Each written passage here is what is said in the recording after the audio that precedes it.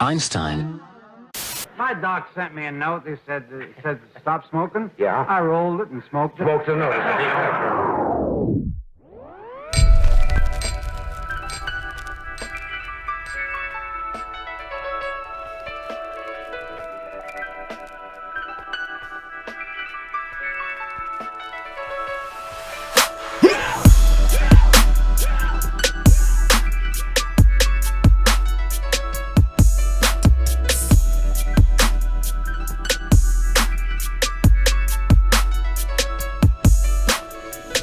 It's Hump Day. March 19th, everybody. Aurora knew. She told my mother today, it's the last day. My mom said, what? What are you talking about? It's the last day of winter. With her cute little accent. So she knew. But I'll tell you, it was really a nice spring day. When I was done with my work and all the other stuff that was in support of tonight's show, Aurora and I went outside. We played a little bit of basketball because I started showing her Air Bud. So she wanted to play basketball. Though yesterday we were I was throwing her ground balls and stuff like that. She was working with her glove, and I was teaching her how to line herself up for a ground ball, ready positions, things like that. And it was so fun. And she's got a great arm. Aurora's got a good arm. She does. And she throws lefty. Little southpaw over there. But we went outside, and every once in a while we take breaks just to lie down on the blacktop in the driveway and just let the sun hit your face. And it was warm. There was no chill to anything. It was just warm, perfect stasis. It was just nice, And it's one of those warms, the warmth that you remember coming out of the winter, because it's the first time that you can feel that warmth without the filter of the screen door or the glass door, something like that, the storm door. With the storm door closed, it's a cold winter day, but the sun is coming down, and you can get in front of the glass and filter out all the cold, all the wind, and just take in the rays, and you can actually feel the warmth. It's the first time you can do that without the filter of the storm door. So it was great. So tomorrow's first day of spring.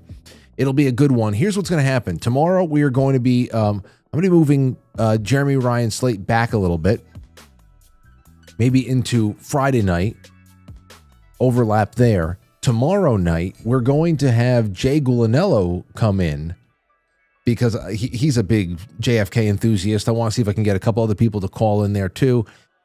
As of right now, 7:02 p.m. on the East Coast, the JFK files, whatever we have, whatever tranches we have at this point, have only been getting combed through for like 24 hours. So I figure let's give it another 24 hours. And at we'll do a 48-hour review this time tomorrow night, and we'll just look through what has been threaded. And I already started a show thread that's out there. The show thread that I'm building up on Twitter, and I shared it around. It's a quick thread, so I didn't put it up on the forum on quitefrankly.tv.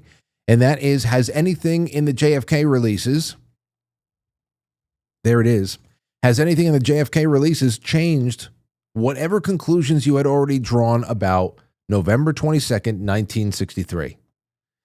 So that's already getting some pretty good traction. And there'll be plenty of subject matter to pick through on that tomorrow. And but then again, tonight, after our guest, who I'm about to speak about right now, takes off, we'll be opening up the lines. And I have a couple of topics that I will give to you, a couple of suggestions tonight. But I'm sure that the subject matter here is going to be enough to also, maybe stimulate some of your thoughts on things, especially psychedelics. Because not only are we going to be talking about spring cleaning, not only are we going to be talking about a spring cleaning from an herbal standpoint, we're also going to be talking about what like top 5 herbs and plants to add into your garden when you're designing it this spring. Things that will help the old medicine chest out. And then I just want to talk about herbal cleanses, because I've seen these cleanses all over the place for years, and I bought a few like cleansing kits too. I remember they come these little glass amber bottles, and there's a parasite cleanse here, liver cleanse, lung cleanse, this one, and then I gotta tell you, I was scared to use all of it because I saw the pictures of the colon cleanses. I was like, what is that? What the hell is coming out of people? Why does it look like Broccoli Rob? What is this? Is that in me? If it is, I want to leave it in there. I don't even want to see it. It's going to scare me. Some kind of an alien. Anyway, Jane Barlow's on with us tonight from barlowherbal.com. And we'll be discussing some things I've had her on the schedule for a long time now, as it is the eve of spring. And I want to talk about some fun stuff that I know many people in this audience are interested in. And we're always looking for new ways of getting ourselves a little bit more independent of the system and learning what our bodies actually want instead of what can be manufactured in a laboratory somewhere and then, mass produced through some kind of, I don't know, petroleum based something. It's going to be a good one tonight. But the thing is that Jane had recently, I gave away a book, her book, the field guide to all the herbal concoctions and also just garden management, all that stuff. I gave that away a couple of weeks ago. And tonight, I'm pretty sure that she is going to offer up another book for a giveaway too. But this is the newer edition that has the entire chapter on psychedelics. And I want to talk to her a little bit about that tonight. It's too big of a topic to do all of it tonight, but just a little bit on that would be awesome. Because I am pretty sure that there is going to be somebody in this audience, or a few, that will have something to say about psychedelics in an alternative medicine sense. Not so much recreational, not so much overly critical, calling it demonic or whatever the hell it is, or some regulatory stance on the whole thing. I want to talk about nature. Poison.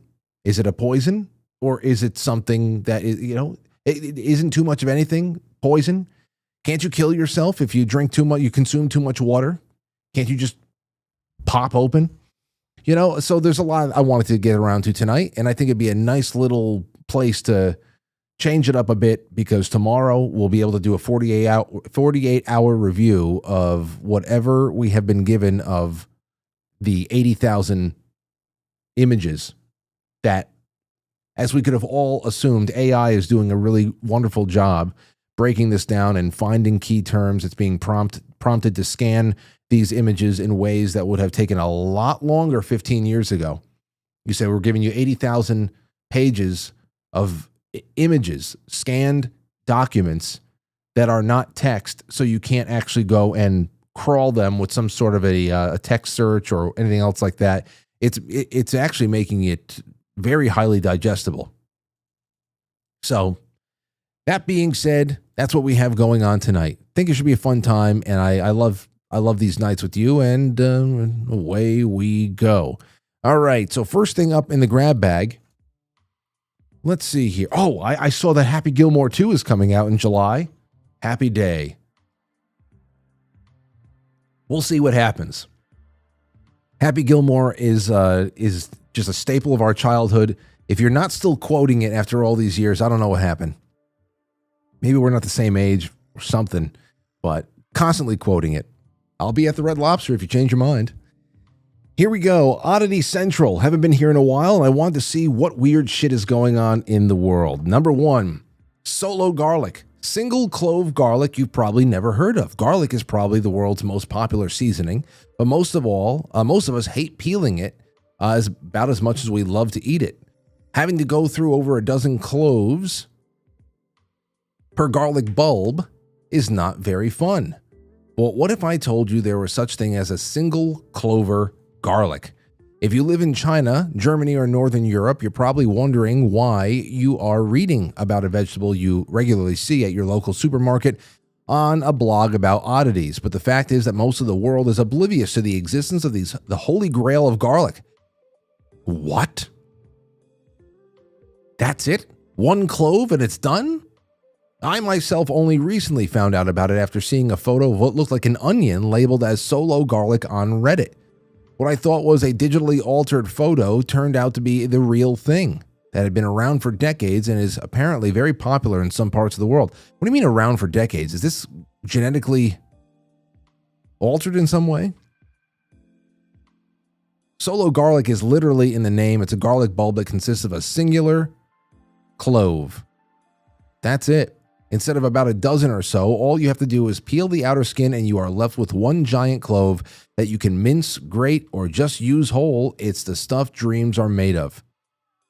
Wow. Imagine that. Has anybody out there used a solo garlic before? Let's see. Solo garlic is believed to have originated in Yunnan, a mountainous region of China where garlic farmers figured out that weather played a huge factor in the development of garlic cloves. To this day, China remains the largest producer of solo and regular garlic of the world. Well, learn something every day. The Chinese have their secrets, man. They have their secrets. Here's another one for you. Man charged with manslaughter after son, 5-year-old, bumped into a pensioner while learning to ride a bike.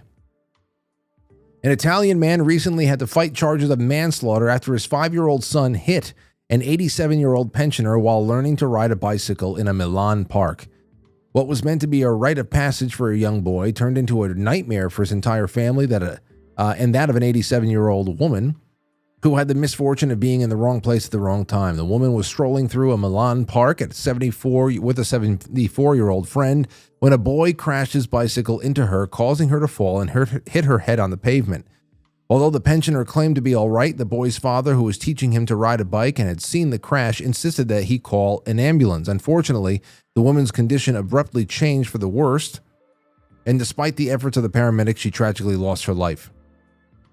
According to the Italian news agency ANSA, the young boy lost control of the bike and hit the elderly woman at a moderate speed. The bike did not have stabilizers, which prosecutors later used as a motive to charge the father with manslaughter. They claimed that not preventing, and I'll tell you, lawyers are the absolute worst. But you need them sometimes. I will add, that's my addendum. You need them sometimes. They claim that not preventing an event which has one legal obligation to prevent and equivalent to causing it. Well, you know, when kids are involved, you can have all the stabilizers and all the brakes and all the pads that you like. Something is going to go wrong.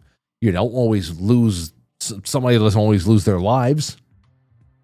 Sucks. But, and of course, that's not going to be a very cherished family memory either. I remember a lot of things that happened to me when I was 5 years old, and that would be a terrible memory. Anyway, here is another one. Last one from Oddity Central. Nunman. The incredible story of a man who lived as a nun for 22 years. I did not read this. I just took the headline because why wouldn't I? Frank Tavares was born a man in Dominican Republic, but for 22 years of his life, he lived as Sister Margarita in 2 different convents. Now, when I start, as I'm reading this right now, I'm saying to myself, okay, so did he have to run from the law, or did he have to run from organized crime? Is this like a Sister Act story? Is this the original story of Sister Act? But then it doesn't seem that way. Let's get back to it. Posing as one of the nuns there without anyone suspecting anything. The unusual story of Nunman, as Frank came to be known following his shocking reveal, began when he was only 4 years old. So that in the next line, 4 years old. So what does this mean? He and his family were involved in a serious car accident that claimed the lives of his parents. His grandparents were too poor and ill-equipped to deal with a child, so he was placed in the care of the nuns at a Dominican convent. Tavares recalls that as a boy, his genitals were so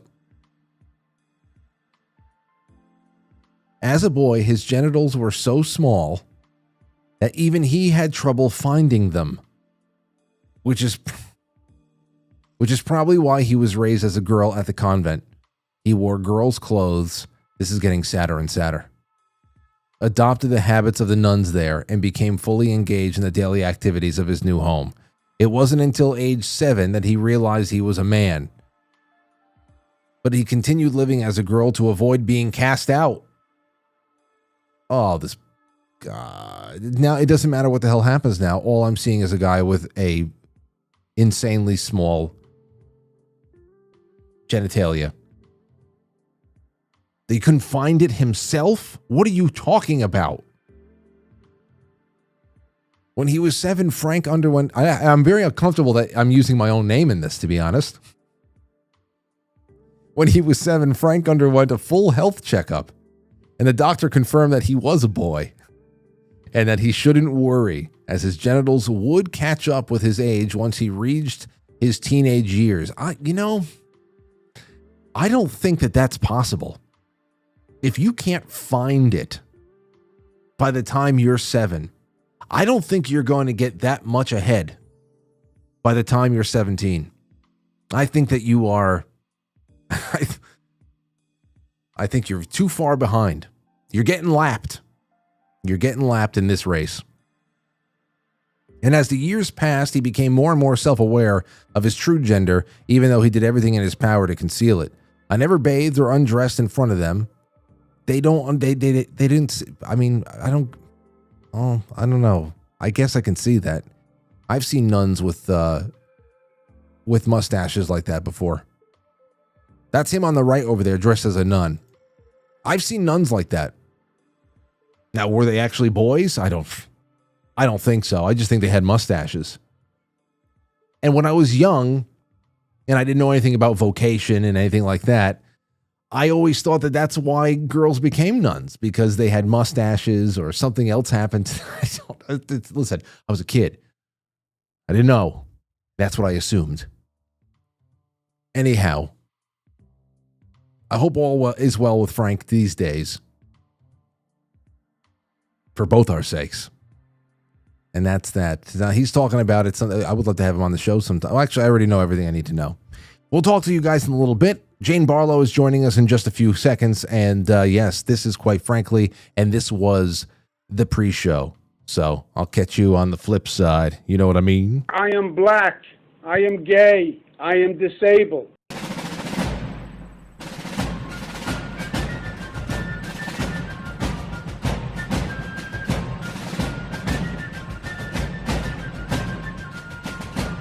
You let one ant stand up to us, then they all might stand up. Those puny little ants outnumber us 100 to 1. And if they ever figure that out, there goes our way of life. It's not about food. It's about keeping those ants in line. That's why we're going back. Does anybody else want to stay? Let's ride!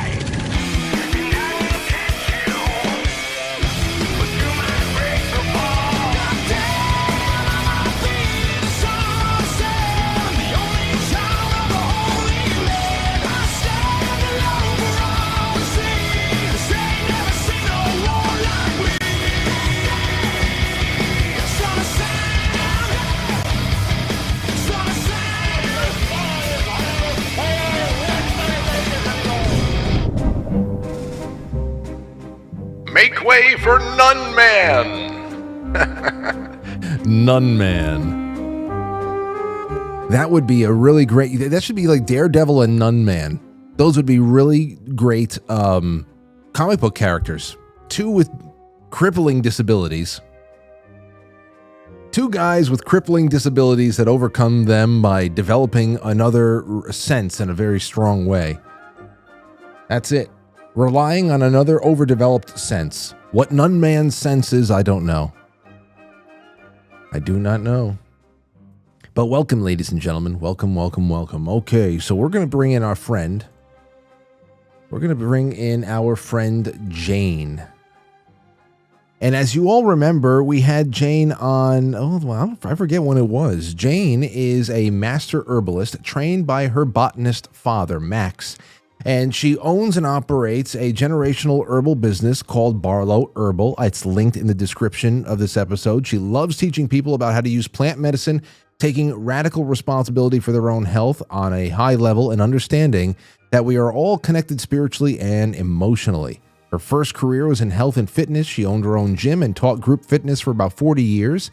She is the second oldest of 14 children and loves to share the stories of her following in her father's footsteps. You know, Jane, you're with me right now. It's so good to see you again. First of all, how's the family? Everybody's well?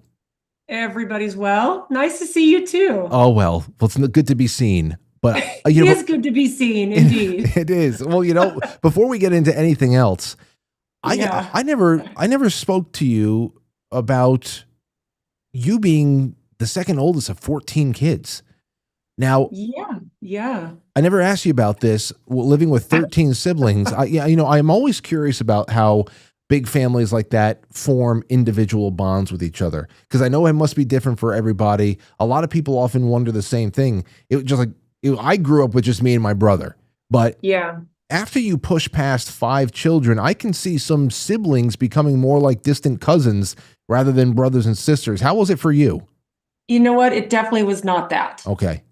Because my dad and mom met in college, and my mom told my dad when they were dating that she wanted a dozen kids. I mean, this was right up front, right at the beginning of their dating relationship. And my dad was like, let's do this, Nice. Right. So my mom actually had 11 natural kids, and then they adopted 3 Native American kids. So the cool thing is this. So I'm second oldest. The first kids that were born were all girls. And we were born literally a little more than a year apart. So my mom was pregnant with number 5, just about to give birth. And my dad came home and said, hey, how would you like 3 more? And my mom was like, oh yeah, haha, that's funny. But it turned out they were little siblings themselves. They were 4, 3, and 2 years old. So when they adopted these kids, my mom and dad had 8 kids, and the oldest was 5. Wow. So automatically, because we were all in the same age range, especially the oldest group of us, we were just all really close. We had all these built-in friends. If we got mad at one sibling, we had another sibling to go play with. And because I'm second oldest, I took care of a lot of my siblings, but I was able to really see a lot of my siblings be born. My youngest brother is 2 months older than my youngest son. So I was pregnant at the same time as my mom was. Wow. Yeah. Yeah, I didn't even consider that, because of course, like you just said, your parents got married, said, hey, let's start working on this family tree over here. That's incredible. Yeah. What is it like being pregnant alongside of your mother and being able to, because I know how important it is for pregnant women to have pregnant friends or a support system, go for walks together and all that. That must have been really great. You know what? It was great, but it was also, I will be honest, it was a little bit annoying. In what way? Well, so just picture being a teenager. There's 10 of you already, and your mom and, my mom and dad would gather us all together and announce that they were having another baby. And it was just like, are you freaking kidding me? I was like so embarrassed, but I was a teenager. And I got married when I was 18. So I was still very, very young. And I was just like, okay, mom, it's time for you to be done with this. So at the time, I was a little bit, kind of like embarrassed. And of course, that went away really quickly. And it was kind of like, it was really pretty amazing. And we haven't necessarily grown apart as we've gotten older. But interestingly, we're all still really close and really good friends. And my youngest brother is almost 43 now, and my youngest son is almost 43. So it's been a really beautiful life experience having this many siblings, because I know it's not very common, hardly ever. Yeah, well, it isn't, and I know that there's quite a few people in the audience that come from big families, but I'm casting a pretty wide net over here. I think that I obviously I come across as a little bit more, because there are people from all over the country and the world that talk about their depending on what the topic for the evening is. I get a lot of really awesome stories, but it's not a very common thing. Most people have one couple siblings, maybe 4 or 5, and that's when you start pushing it. Once you get past that, I feel like I never really hear too many people who have just 7 or 8. I feel once you get past 5, you got to go for a dozen, because what the hell? What are you holding back for? Right. Well, and I will say this, there are certain skills you learn when you grow up in a family that large. And the cool thing is my parents, both of them, we all talk about this as adults, and my parents have both passed on now, but we realized that we never felt neglected. We never felt unseen or unheard. And to raise a group of kids that big, and for us to go, we felt important, we felt like we were heard, is a really huge kudos to my mom and dad, who were like, we want a big family.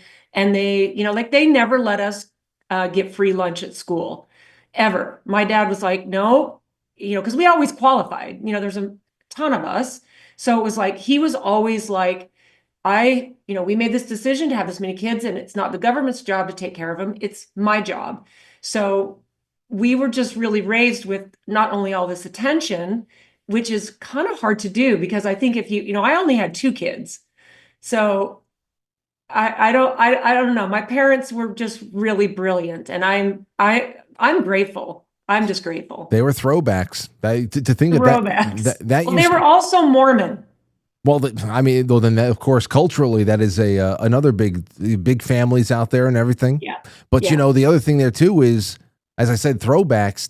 This was a lot more common 75 years ago. A lot more common now.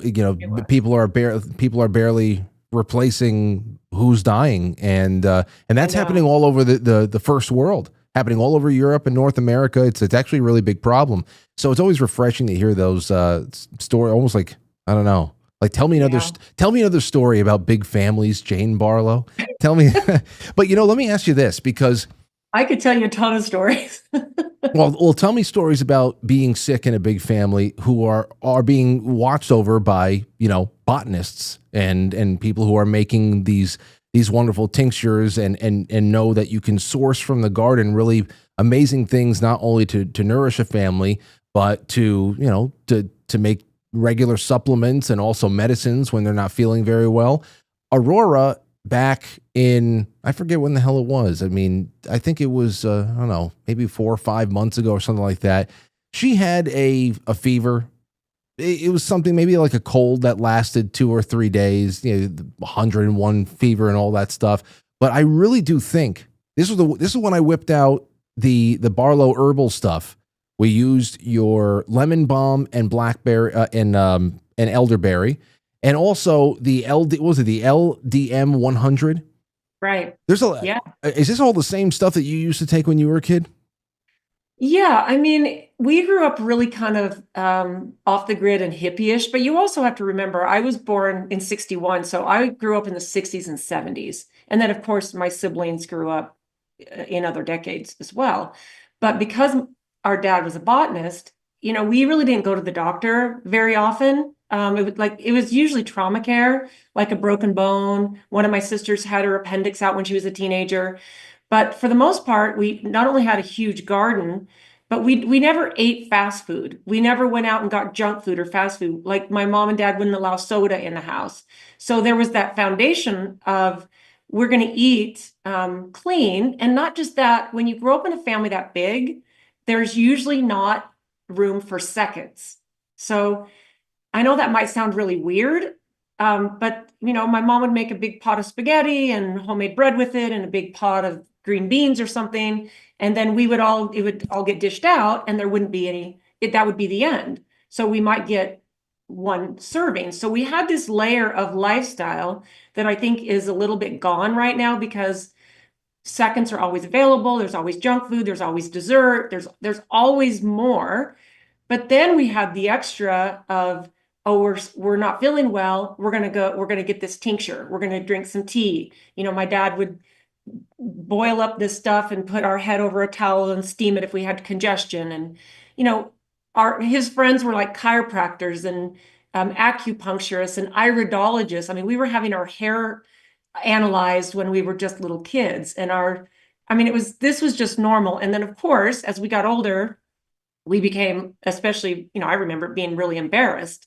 Like, my parents are like hippies, and so compared to everyone, yeah. And then, of course, you grow up, and for me, I was like, okay, I'm free. I'm free from all this. So I started eating junk food and fast food, and during my 20s, my digestion started getting messed up. I was having constipation, maybe TMI, but you start falling away from the way you were raised, like the way I was, and then your health starts to pay the price, and then you go, oh.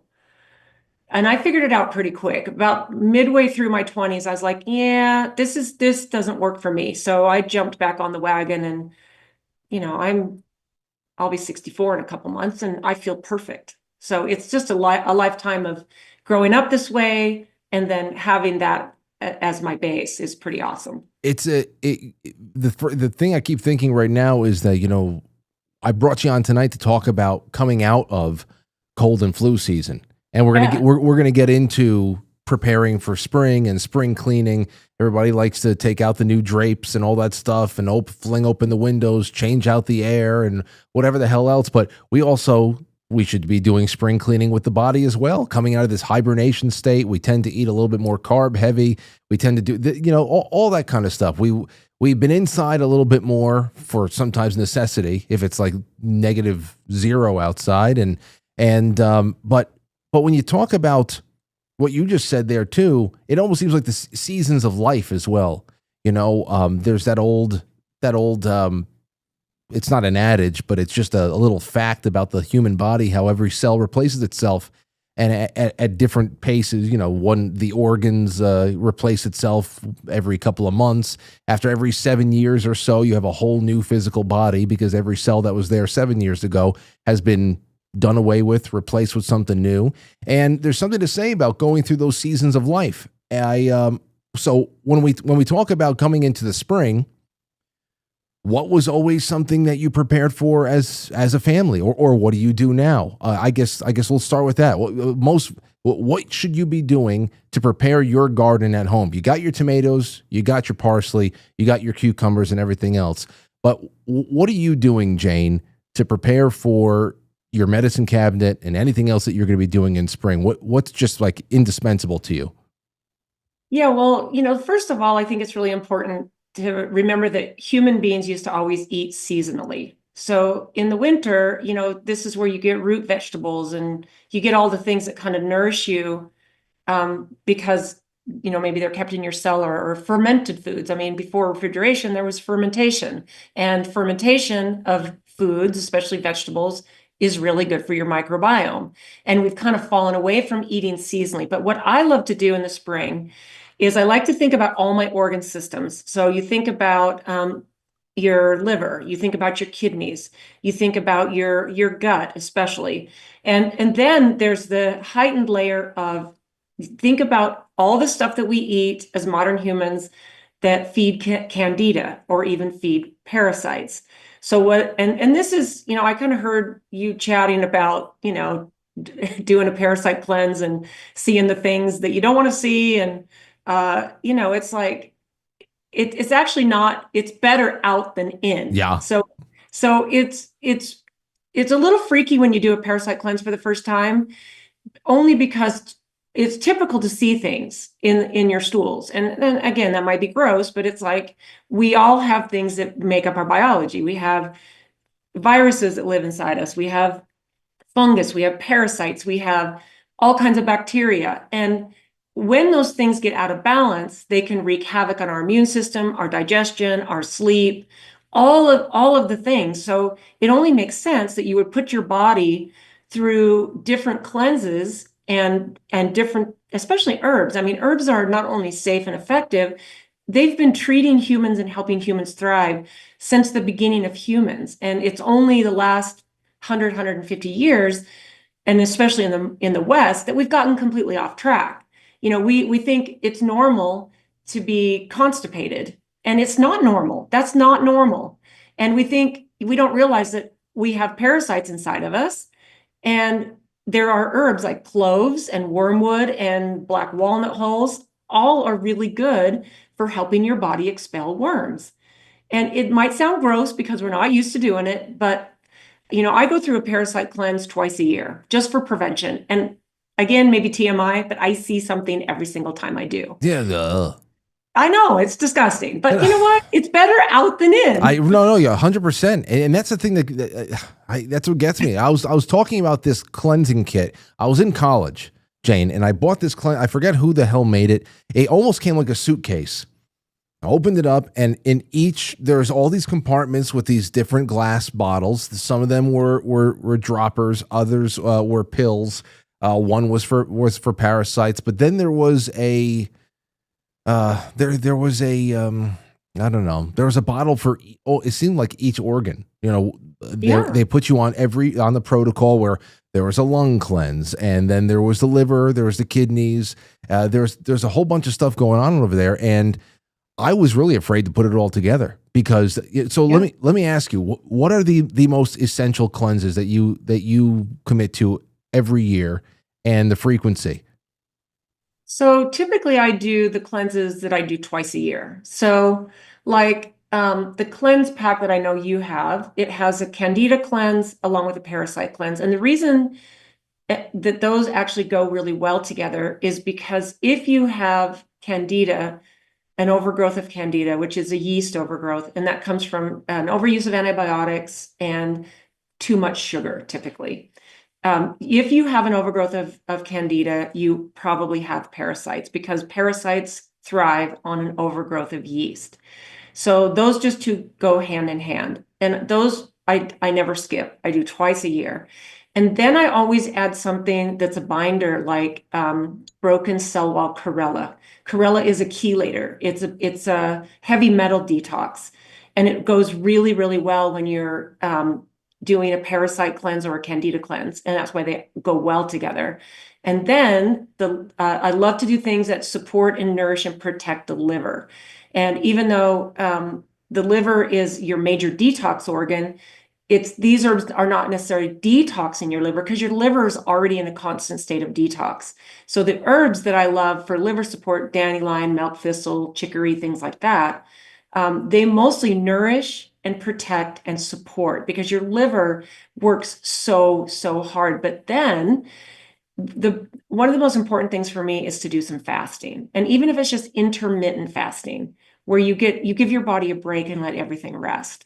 So I was going to say, is that something that you do in the middle along the way to support it?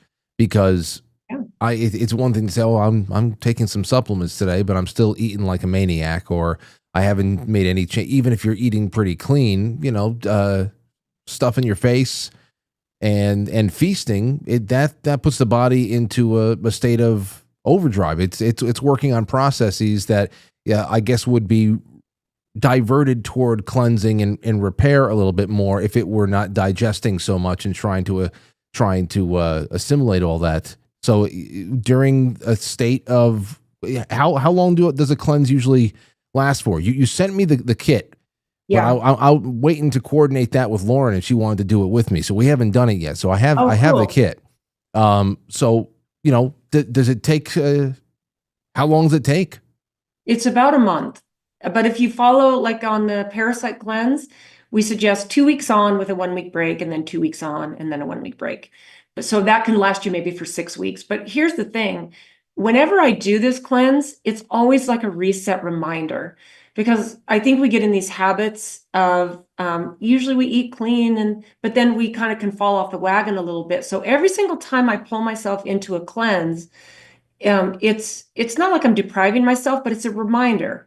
It's time to kind of pull it in, watch what I'm eating, lessen the things I'm eating, and maybe do some intermittent fasting, maybe do some green juicing.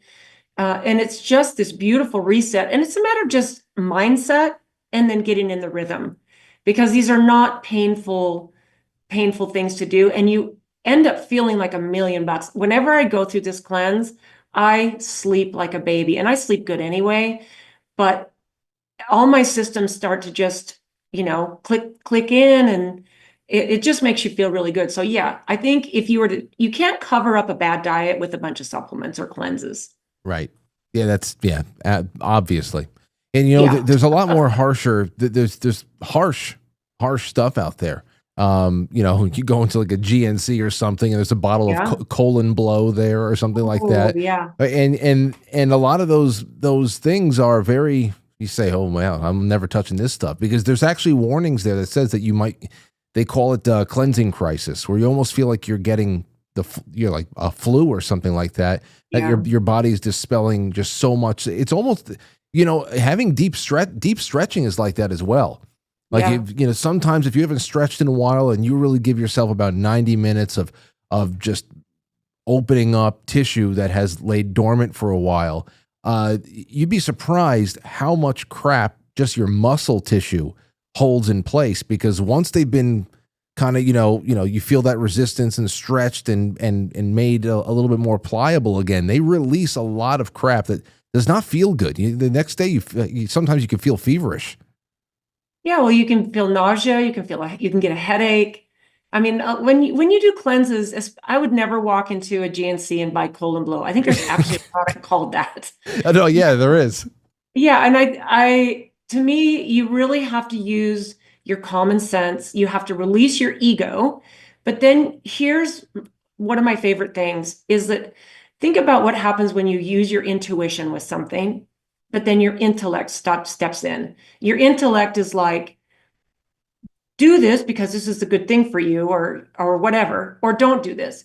But when we're young, we have a very strong intuition just as conscious beings. And it's very, very strong when you're little. But what happens is the intellect is what's nurtured.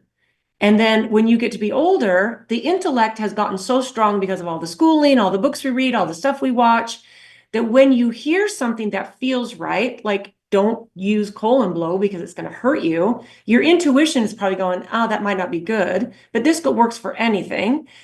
But then your intellect steps in and it beats down your intuition. So the goal is to really strengthen your intuition and listen to your gut feeling. Mm-hmm. I mean, to me, that's really powerful. Yeah. And the other thing I was thinking about before too, when you're bringing up the parasites, that fed into, and they were really, really interesting threads and debates. I actually have a lot of this stuff saved for maybe one day when we can revisit it again. But there was a lot of theories about parasites during 2020, those lockdowns and everything else, especially once people started stumbling upon, and not necessarily stumbling upon, they were known, but they were starting to be suggested and getting a lot more attention.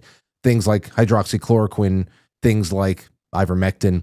When these things started getting suggested to people, not only were those who were running the lockdowns very upset for one reason or another, I'm sure that we can all piece those together on our own now, but it was also, it triggered a wave of people who just started using it a little bit more frequently, and they started realizing a host of things that were changing in their bodies, and a lot of it had to do with the passing of parasites, and then theories about what parasite infestation really means. And some of those theories went to very esoteric places, like control over the human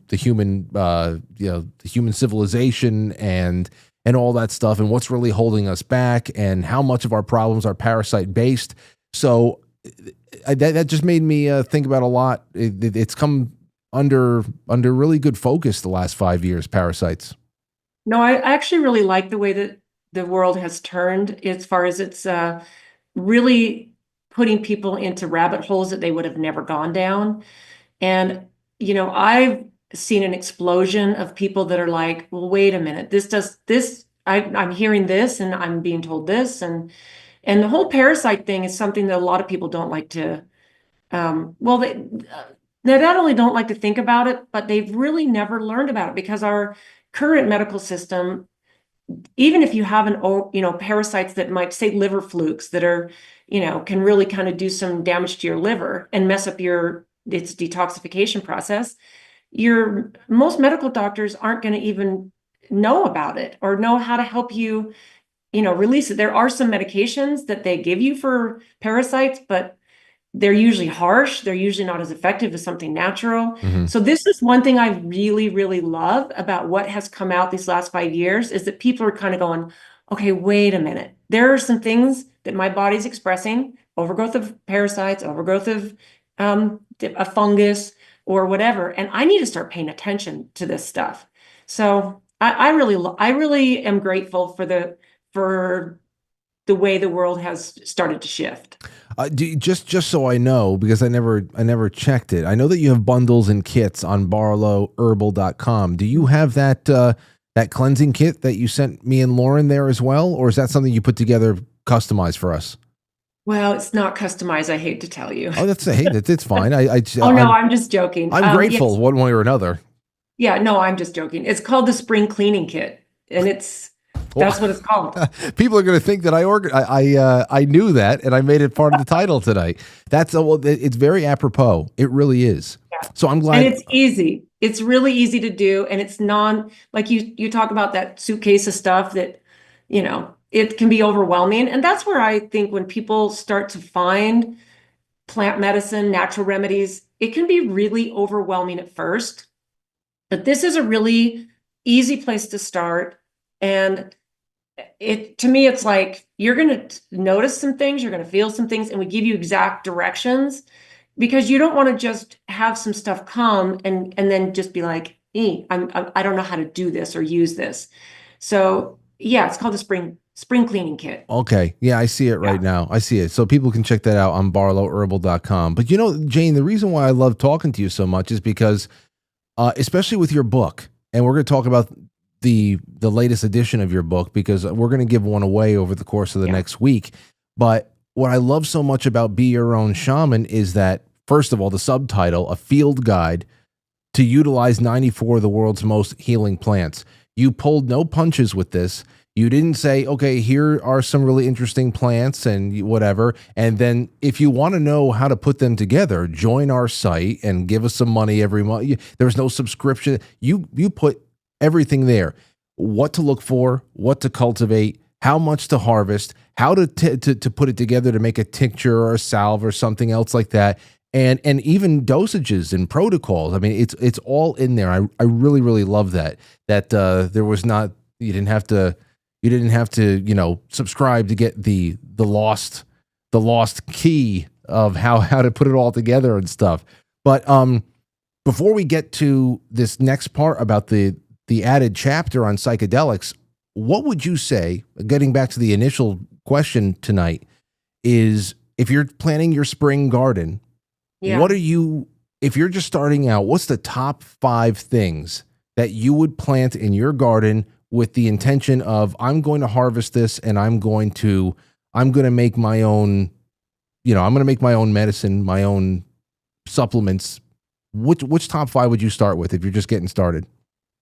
Okay, so this first one might sound kind of crazy to people because people try to get rid of it, and that's dandelion. So, dandelion grows everywhere. People have, I can imagine that people I can't imagine planting dandelion on purpose. Yeah. Because it's kind of gotten this reputation of being a noxious weed.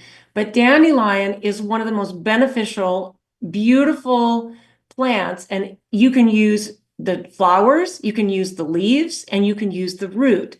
So dandelion root is really good for your liver.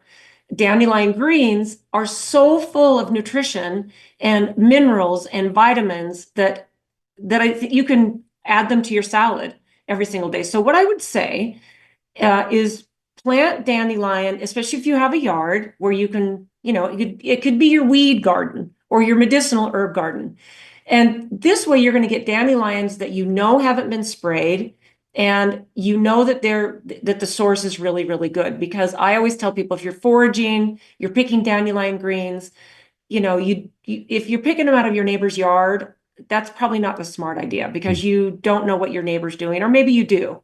But dandelion is something that I would really highly suggest people fall in love with, because it's highly nutritious and it's very highly revered in herbal medicine, surprisingly. Mm-hmm. I also really love holy basil. So holy basil is in the mint family. It does kind of take over a space like anything in the mint family would. But what I love about holy basil is that it's a powerful adaptogen and it tastes delicious. So if you have a place where, like, I like to put my holy basil in a pot, so you can, move it in and out if you live in a winter place, or you can just contain it because it will take over a space. But holy basil tea is one of the most nutritious, delicious things that can help keep stress in order. It's good for your digestion. And it's just one of those plants that's delicious as well as beautiful, because it has these beautiful flowers and really, really nice in your yard. I also love, believe it or not, turmeric. And turmeric likes warm climates. So this is another thing that you can grow in a pot in your house. So if you've never grown turmeric, it's really, really fun because it's the root that you use, obviously.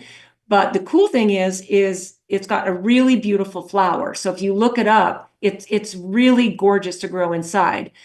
But if you grow it in your house and you harvest your own turmeric root, inflammation, pain, anti-cancer, antioxidants, that to me is really fun. But then, of course, things like basil and cilantro. So round out the 5 with those two, just for obvious reasons. Cilantro is a heavy metal detox, and it tastes delicious. Smell, it gives you great fragrant smells as well. Yeah. And rosemary. Like I love it'd be really hard to pick 5, but those would be my top ones. Rosemary and thyme, they were in my brine for the turkey this past year. So yeah, I might have a little left over actually. But perfect. Okay, so then here's the other thing I want to bring up. It's a big topic. I'm sure it's going, I have to do this a few more times from a couple of different angles. But when you came on last time, we were discussing how your book, the one that I had, that I was able to get at the Perpetual Health Martha's Vineyard retreat was in a first edition that essentially did not have this latest chapter on psychedelics that is in what is this the second edition? What's the deal with it? It's a second edition, or it was something with the publishing, I forgot, but there's an updated book. Yeah, it's a cool story. So my dad wrote a book when I was in high school called From the Shepherd's Purse, and it had 48 plants in it, and he passed away 27 years ago. So for all these years, this book has been out of print, and he self-published that book. So it never felt right to republish his initial book, and it needed to be updated, and I just thought it needs more content. So about 5 years ago, I started updating it, and I took the same 48 plants, I updated all the pictures, all the illustrations, I updated some of the content on preparation methods and information about them. But then I added up to 94 plants, and I self-published it because it's a niche book. But then I also realized that what's really important in today's age, even regardless of all the technology we have, is having something in print that you don't have to count on. What if the internet goes down? What if I can't trust the information I get online? Because we all know that's an issue. Mm-hmm. So I self-published it in 2023, and that was the 94 plants. And then what happened is it got picked up by Skyhorse Publishing.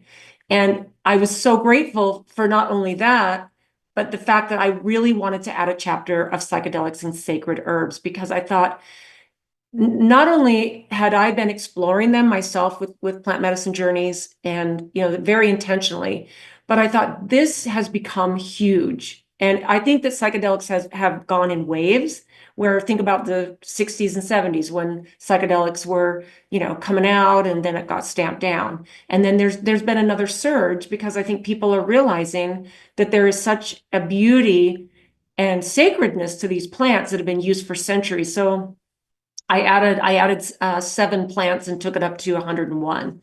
And it was really fun to do because this is the place where the world is going, where you take the wisdom and the sacredness of these plants and you implement them into your life for emotional reasons, community reasons, and there's a deep, rich history for these plants. So it was really fun to bring it out with Skyhorse last year. Then I can't wait to read it myself. I have to get myself a copy there, and I can't wait to give one away as well. I mean, very, very attractive stuff, but it is also very, everybody takes sides on this. You can't bring it up without contending with a few different groups of people. And then there are people who are just like, hey, listen, I'd like to learn about it. I may not ever take this stuff, but let me just learn about it. What do we have going on here? There's regulatory forces who want substances controlled for all types of reasons, economic and, of course, enlightenment reasons. There's always that. And then there's a number of cultural forces there too. Some people think that anything that alters the mind is a pure work of evil. There are others on the flip side of that who they only see anything as recreational, and they like to spend a little bit too much time in a surreal stupor. Mm-hmm. So there's a lot happening here. But when you talk about adding 7 plants I think about ayahuasca and things like that. Cannabis must be in there, I'm sure. But Yeah. talking domestically, what would we find growing in the wild domestically outside of what we can grow ourselves that is a psychedelic plant? Yeah, that's actually really tough because it's not just you're not gonna just go walk out in the forest and Right. find these. So this chapter, when I added it, I wrote a forward page just for this chapter because to me, this has been an exploration of my own personal journey later in life. I've never been a person who's done anything for recreation. Like I've actually never smoked marijuana, and I'm not against marijuana at all. But to me, there's a sacredness to these plants that have always helped humanity, but they've been demonized. And like you said, enlightenment. If you think about having a collective of humanity that is now in higher consciousness and enlightenment, we're not going to want to go to war. We're not going to want to hurt our brother. We're not going to want to, do things that would go against this unconditional love and enlightenment that we feel. In fact, if you think about Dr. David Hawkins, you might be familiar with his work. He wrote a beautiful book called Power versus Force, but he developed the scale of consciousness where you can actually measure the emotions that humans emit, and on a scale from 0 to 1,000, pure love resonates at 500, where fear resonates at about 100, 150, maybe lower, but you reach the level of courage at 200. So we can actually measure the frequency of human emotions. So if you have a collective of humanity that vibrates at 500 and above, they're not controllable. And we're going to be kind to each other because we're rotating in higher consciousness. This is what I believe sacred plants and psychedelics do. So I believe you need to have a guide, a facilitator. There have been deep wisdom of these plants that have been passed on for thousands of years. And it's not, to me, I would not want to do any of these for recreation. And I have no judgment against people who want to do that. But to me, this is for enlightenment. This is for healing trauma, PTSD, and different things.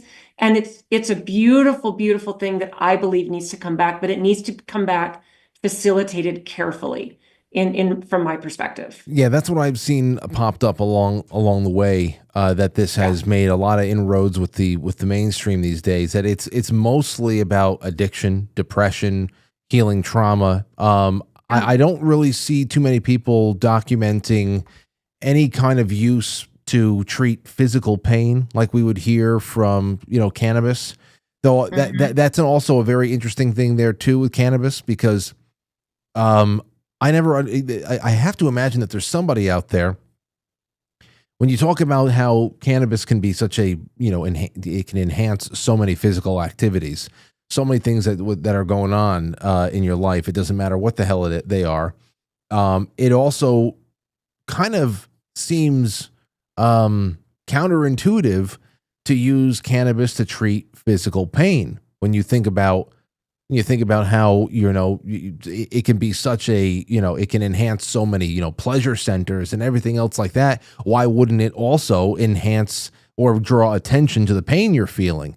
So I always wonder if there are people out there who have to stay away from things like cannabis because it actually has the opposite effect that people say it does. But I never hear that conversation about psychedelics being used to treat physical pain or things like that. It's usually about trying to reset mind, introspection, therapies in that respect. Yeah, well, if you think about it, do you remember last time I was on, we touched really briefly on the emotional aspect of physical pain. So there is real physical pain that can be caused by an injury, but typically, once you get past the healing process, you might have a scar, you might have something, but the physical pain goes away. But now it gives a place for emotional trauma to go. So if you can heal the emotional trauma, you can typically heal the physical pain. But I had 2.5 years ago, I had a really bad water ski accident more than 20 years ago. And it accumulated into a full knee replacement 2.5 years ago, because I'm a really active person. And I put it off and I put it off and I tried all these natural things. And I finally went in for a full knee replacement. And so I used CBD with a little bit of THC, and I used turmeric and I used cat's claw, all to help with my knee replacement. So I didn't have to go on any prescription drugs. And to me, that's when it helped with the pain from this big knee surgery. But if you, and it depends, like there's some CBD that has minimal THC, which can help you sleep. So it's all, cannabis is not created equal. And that's what we need to remember. It's like, there are nuances, there are different strains. And what I think if you don't know, we have an endocannabinoid system that they discovered, I think it was in the 1980s. Like we have this system that recognizes cannabis, but it's, for most people, and myself included, it's never been nurtured, or my body didn't recognize it. So a lot of times people say, oh, I took this CBD product to help me sleep, but I didn't feel anything. Well, partly it's because your body is like, well, I've never, I don't know, I don't recognize this. So you need to actually let this endocannabinoid system in your body become familiar with it. So I don't know. I think there's nuances, and this is where the deep wisdom of a shaman, a healer, someone that as a medicine man, this is where it comes in, because there's a lot of nuances and a lot of education. I also find testimony from people that I know over the years who have worked in one industry or another, especially cannabis. I have a lot of friends who, in the eyes of the state, are now completely legitimate farmers, but they have been in that business and they had truly good intentions in cultivating this stuff for many years, when it was, you had to be a little bit more hush hush about where your grow is and any of that. And what they have told me is that there's also some very strange stuff that's going on with the crossbreeding and the strains that more and more cannabis it's getting a lot more jacked up by way of, I don't know if you can say it's just the way that they're cultivating it, with the way that the oil is, the soil is treated and everything else, and where the seeds are coming from. Are they GMO, whatever? Yeah. But it has been long since a joke from people who are in, generations older than me, that what they were smoking in the 60s and 70s just doesn't exist anymore, and that a first timer can take a joint to the face and it would be a nice relaxing night, and you start thinking about things you never did. You maybe perhaps you start taking responsibility for things that you wouldn't have when you were sober, and your ego is driving you to the edge a little bit more. But now it's with some of the stuff that's coming out, it is nearly a hallucinatory experience, and I start wondering if there's any kind of backhanded sabotaging of the plant to make it so strong that all of those really once moderate and chill kind of qualities to them are becoming a little bit more aggressive and a little bit more, turns us into, mashed potatoes instead of something else, a little bit more fine focused. You're totally right. It just makes me think, you think about what human beings do. We go in and we just F something up that's so perfect. You just kind of go, what are we doing? And I know some of it's natural. I mean, crossbreeding and all that stuff. I mean, that's just going to happen. And all of a sudden you end up with like a dynamite hybrid, like a Blue Dream or something like that.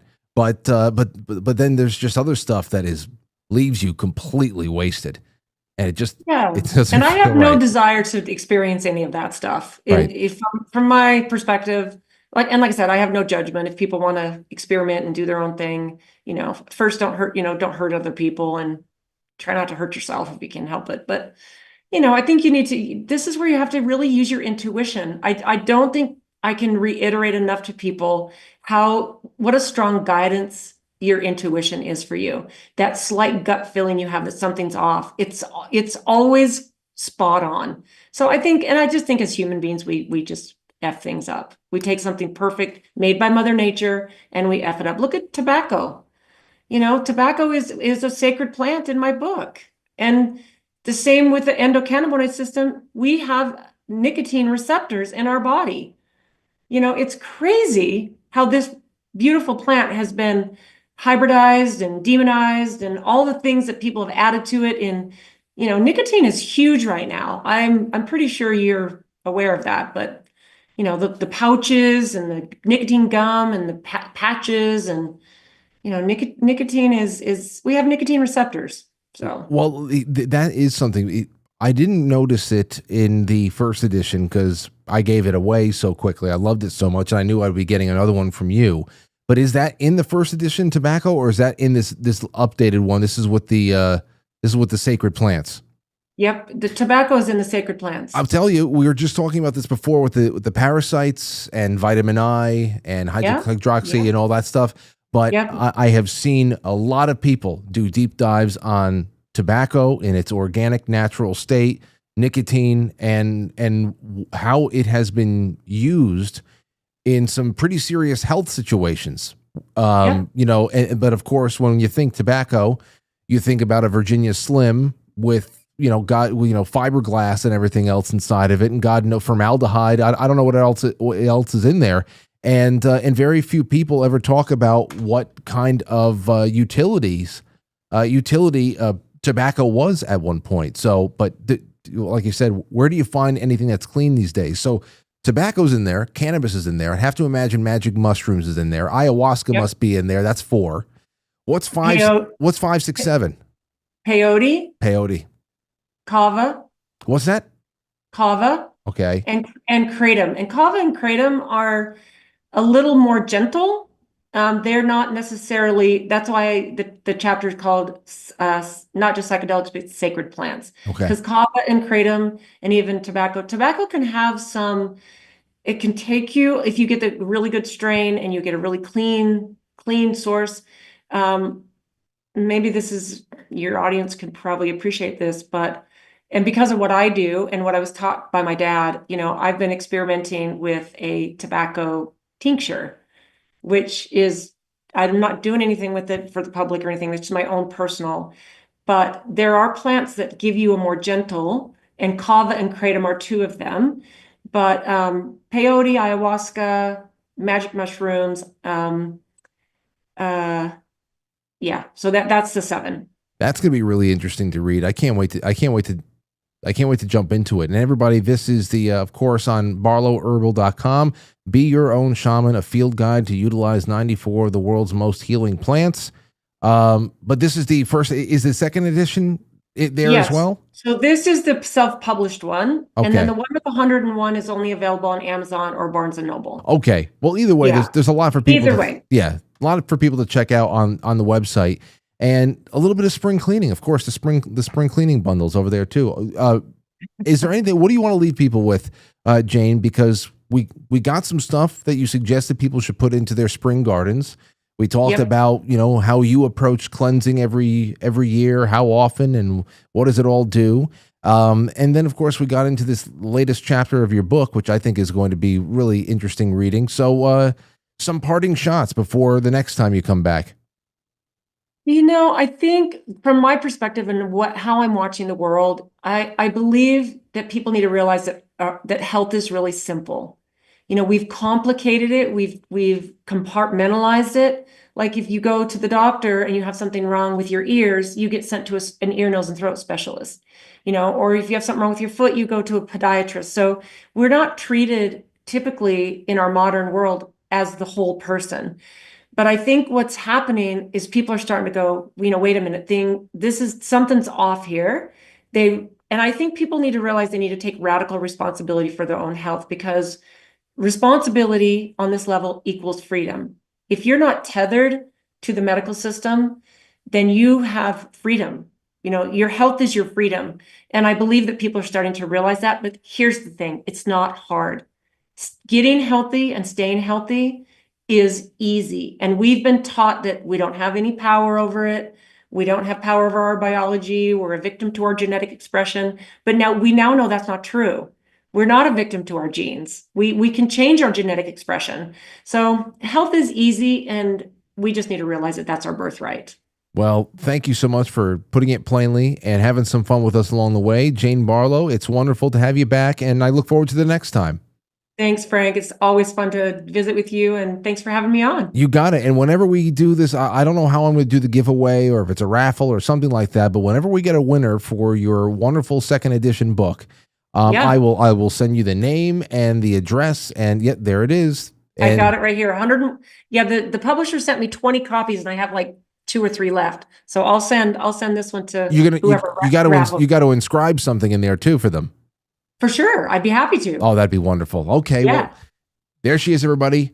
BarlowHerbal.com. Thank you again, Jane. Thanks, Frank. All right. Take care. You too. Okay. There you go. It is the eve of spring, but now you have some plans to throw into your spring diddlings. What are you going to do to diddle that garden of yours? Diddle it with some herbs. Okay, we'll be right back. We're going to take your calls. We're going to open up the lines and have some fun. Colon Blow. Wasn't that a skit from 1970s SNL? I used to see like even crazier things in GNC. There was like colon something 5,000. I was like, wow, this guy or girl, whoever's going to come in here and grab this must be really backed up.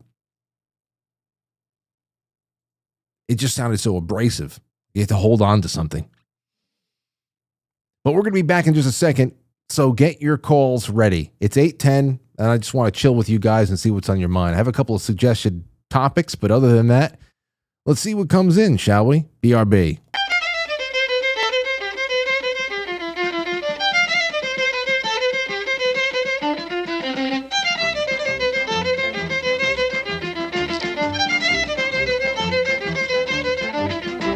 Welcome to Intermission.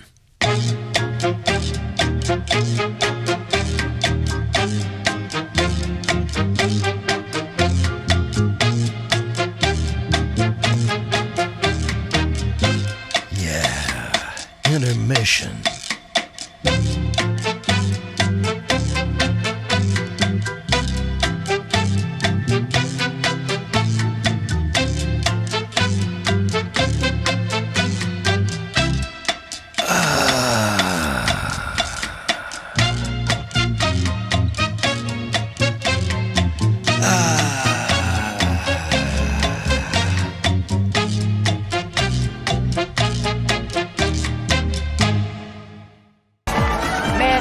Bogus or what? Kyle? Kyle?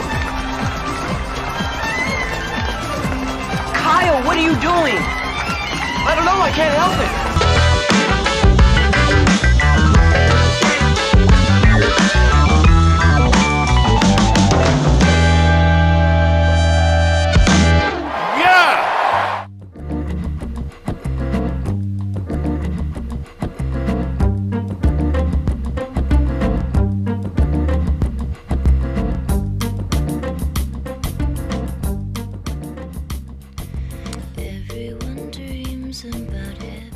Okay.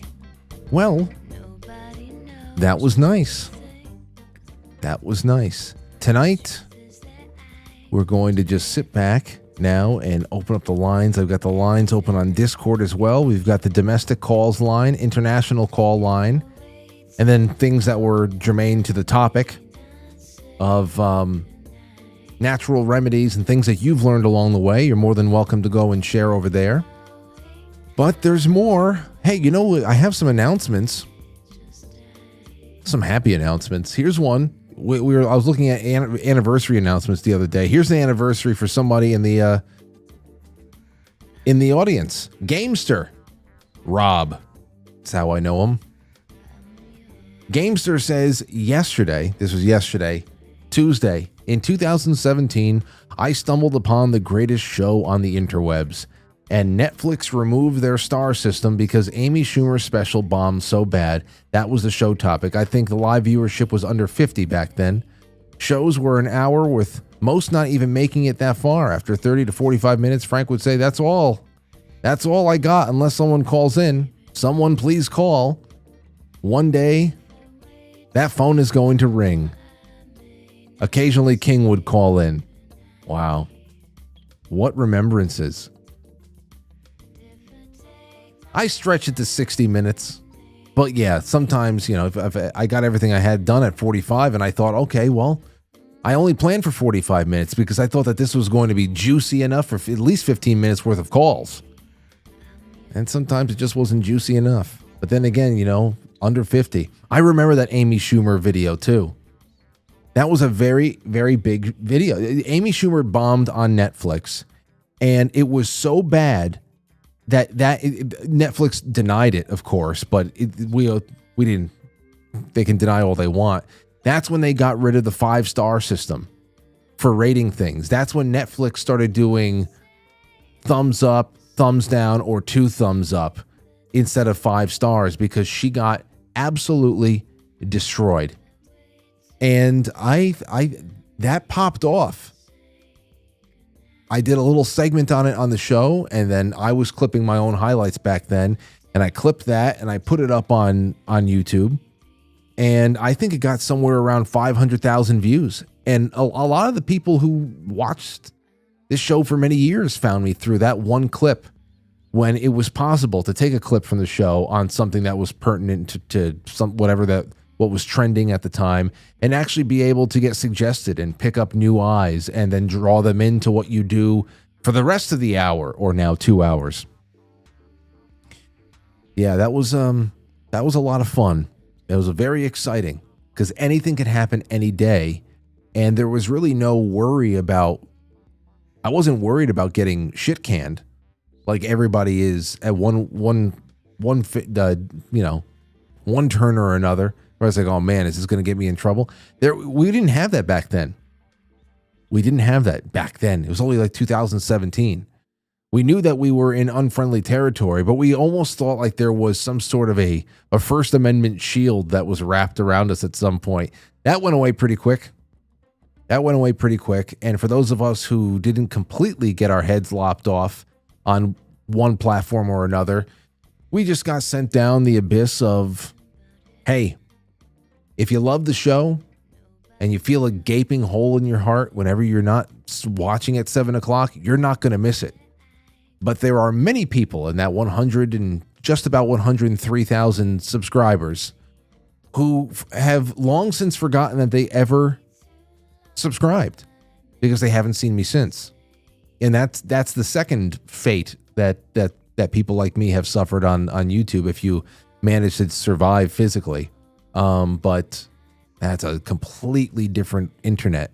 If I can go back and spend 2 weeks in 2017, I would say, Frank, come here, sit down, take notes. And I would go through everything I can remember algorithmically about highlights and timing and what kind of, I would say do more of that, do less of that. Come on, you get as much people as you can. But then again, if I was more successful, quicker, that might have been the end of it on YouTube. I'm lucky to be in a situation right now where over the course of the next 7 days, maybe, I'm going to hear back from YouTube to see if we get our super chats back. We'll see.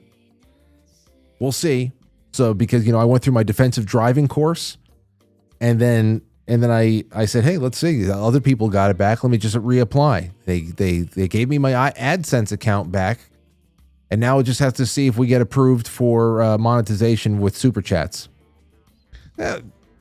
You never know. Are we crawling out of the abyss a little bit?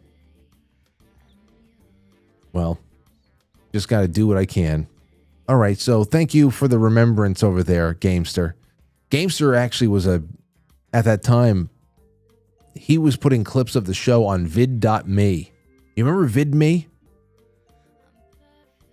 That went belly up real quick, but we were on there for a little bit. There's been a lot of places that went belly up. All right, Stowe Soup says, great Wednesday, Frank, and wonderful guest. Thank you. Jay Brits. Thank you, Stowe Soup, and the whole family out there. Love you all. Jay Brits says, colon blow. Now, wasn't that a skit from the 1970s? I remember Aykroyd with a cereal box full of gravel.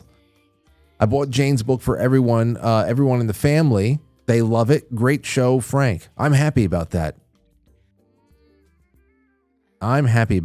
Grace sends love. Very, thank you so much, Grace, for this wonderful gift to the show. Grace says, loving your show from Venice tonight, Frank. Try to never miss a show. Siri, what time is it in Venice right now? It's 1:19 a.m. Although that was an hour ago, so it's just past midnight. Wow. At least my voice is being played in Venice, because I'm not there. Oh, that sounds just very romantic and nice. I'm happy that Grace is there, and I'm happy to be spending a little bit of time with all of them out there too. Thank you for that. All right, over on Rumble. Let's see. Rumble, of course. I don't see. Oh man, I reloaded it. I hope people didn't send any rants that I have missed. I'll have to check those out later on. But if you send any rants from here on in, I will see them and I will read them. Very sorry about that. And I'll check everything else. Because remember, guys, for the remainder of the week, everyone who has sent a super chat or a Rumble rant this entire week, you're already going to be in the running. Tonight, tomorrow, and Friday, I'm going to be just collecting names from quitefranklysuperchat.com and the Rumble rants, because that's where they are actually stored long term, so I can go back, grab the names, and put them into the feeder.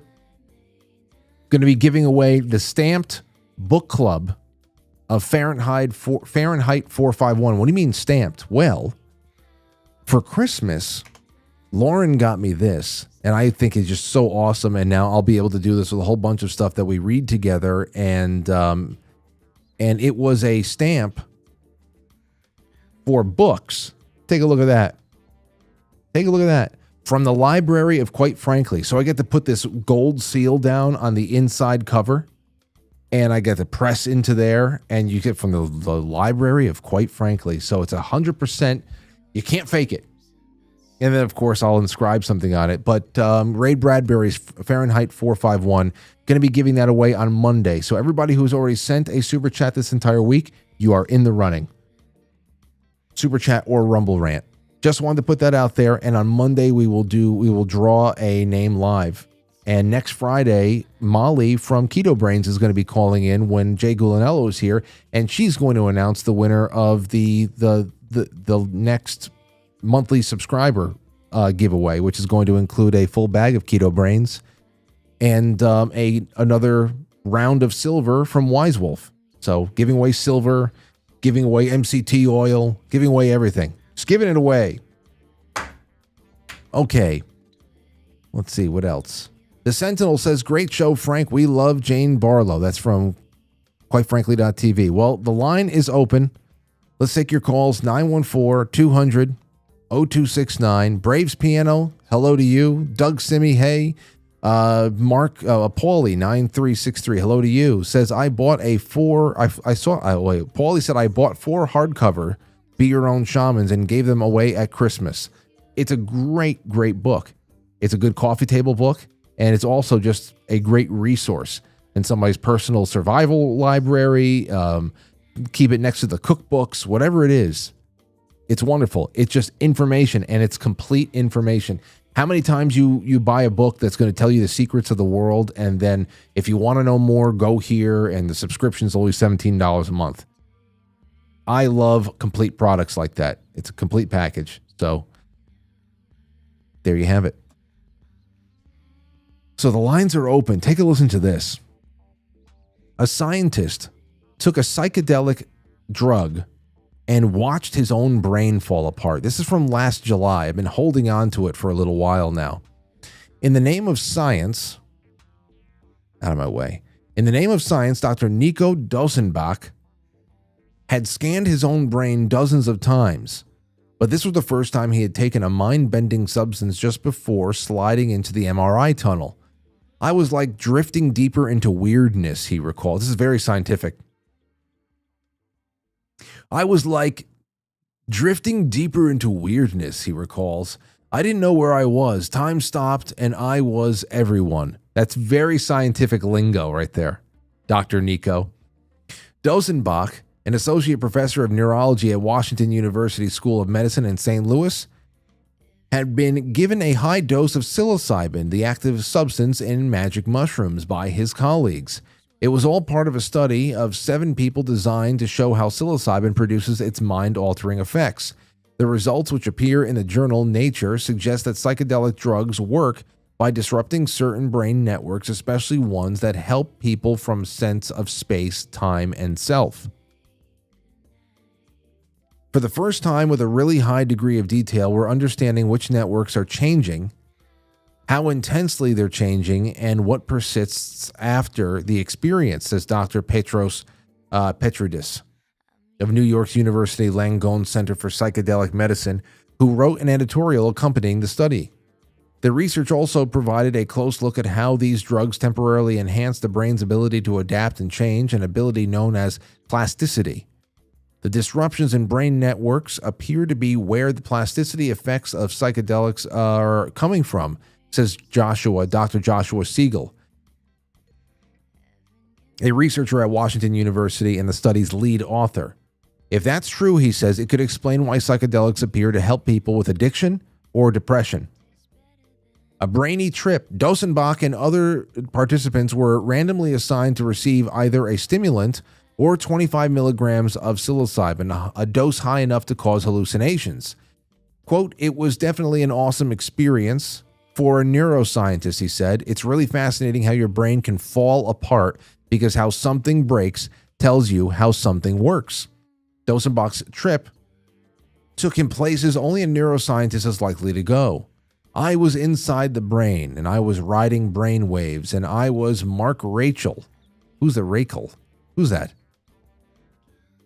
He said, referring to Dr. Marcus Rachel, a colleague and co-author of the study, who also happens to be a towering figure in the world of neuroscience.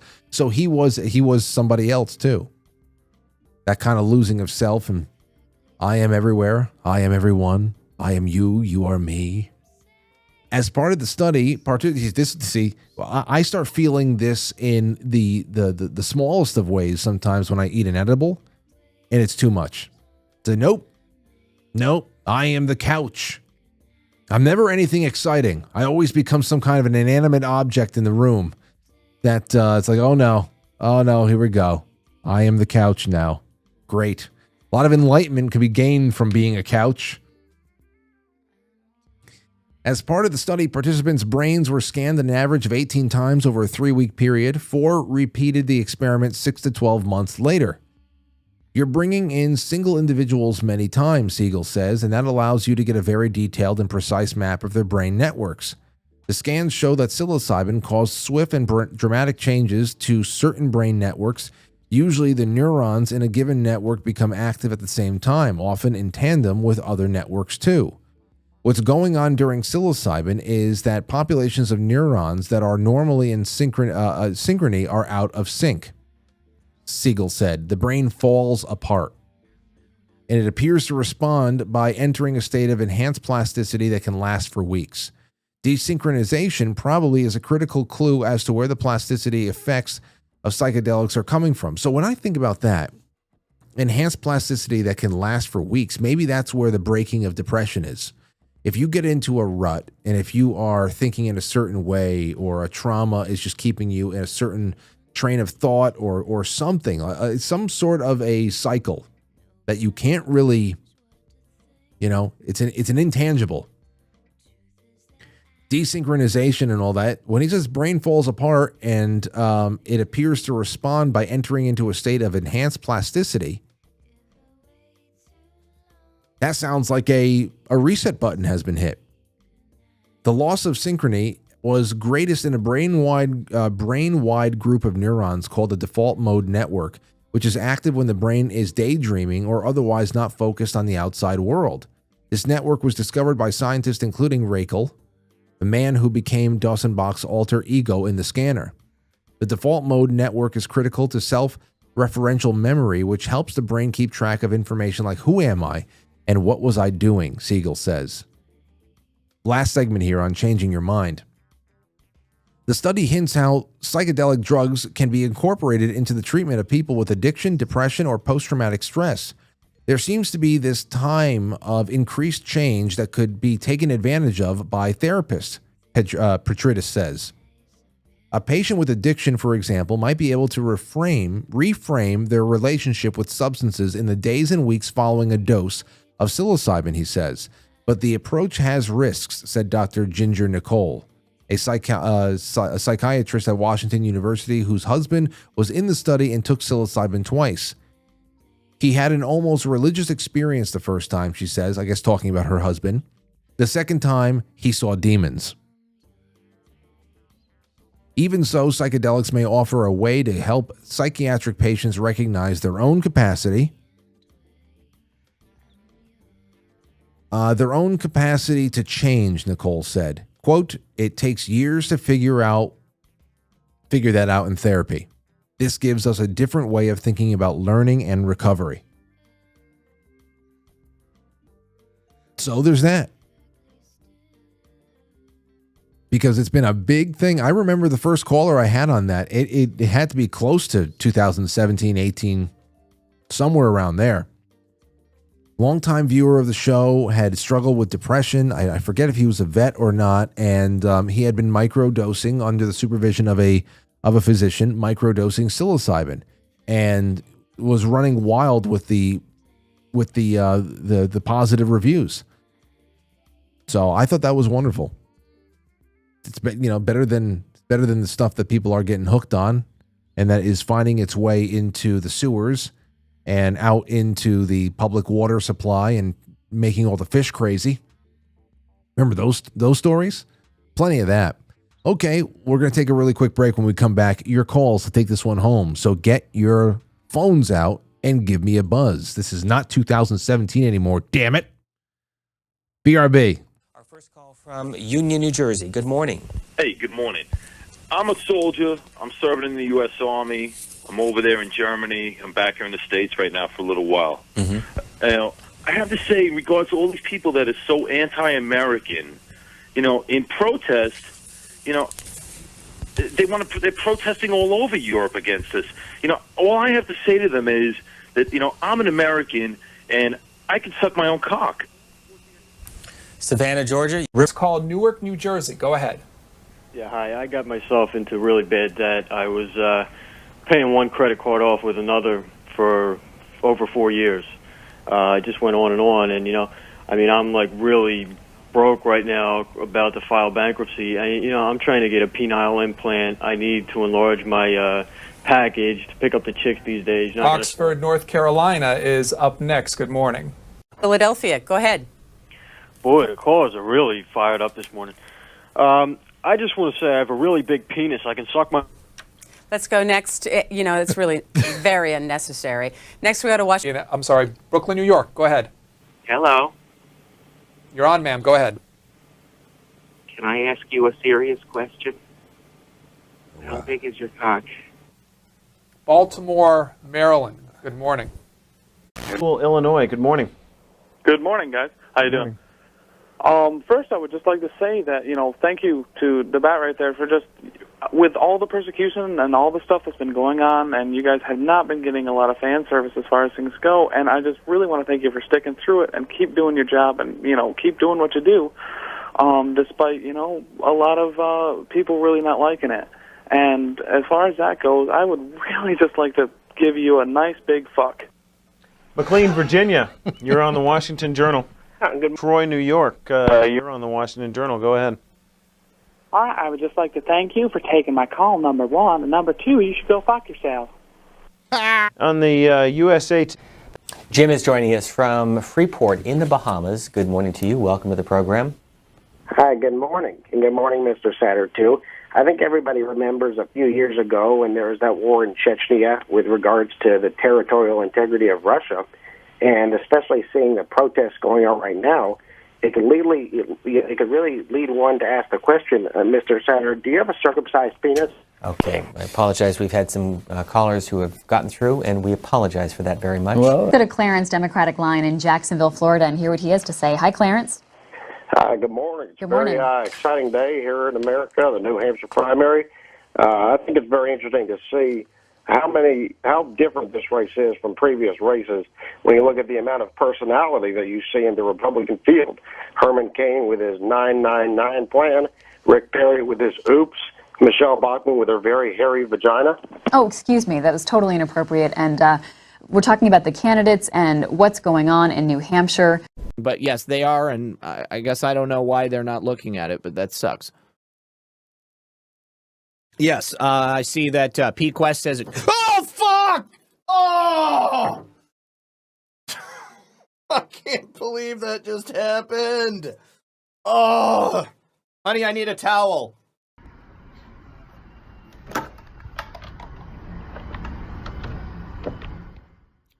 Quite frankly...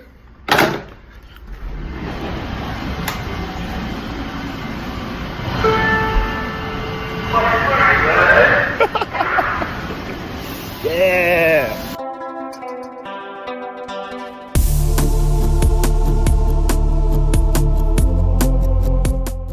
All right.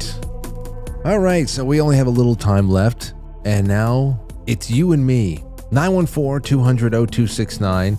Let's take your calls. I can also take calls on the Discord. So many of you that are on Discord, you can just jump right into those voice lines, and you'll be first in line. Then again, you'll be first in line all over the place. All right, over on Rumble, Kobe Wan says, Frank, can I send you the copy of Dandelion wine, wine that I won from you back to you and get it stamped? Yeah. Go right ahead. Send it back to me. The P.O. box is on the Sponsor Us tab on quitefrankly.tv. Send it to the P.O. box. I will stamp it. I'll send it right back to you. No doubt about it. Let's see here.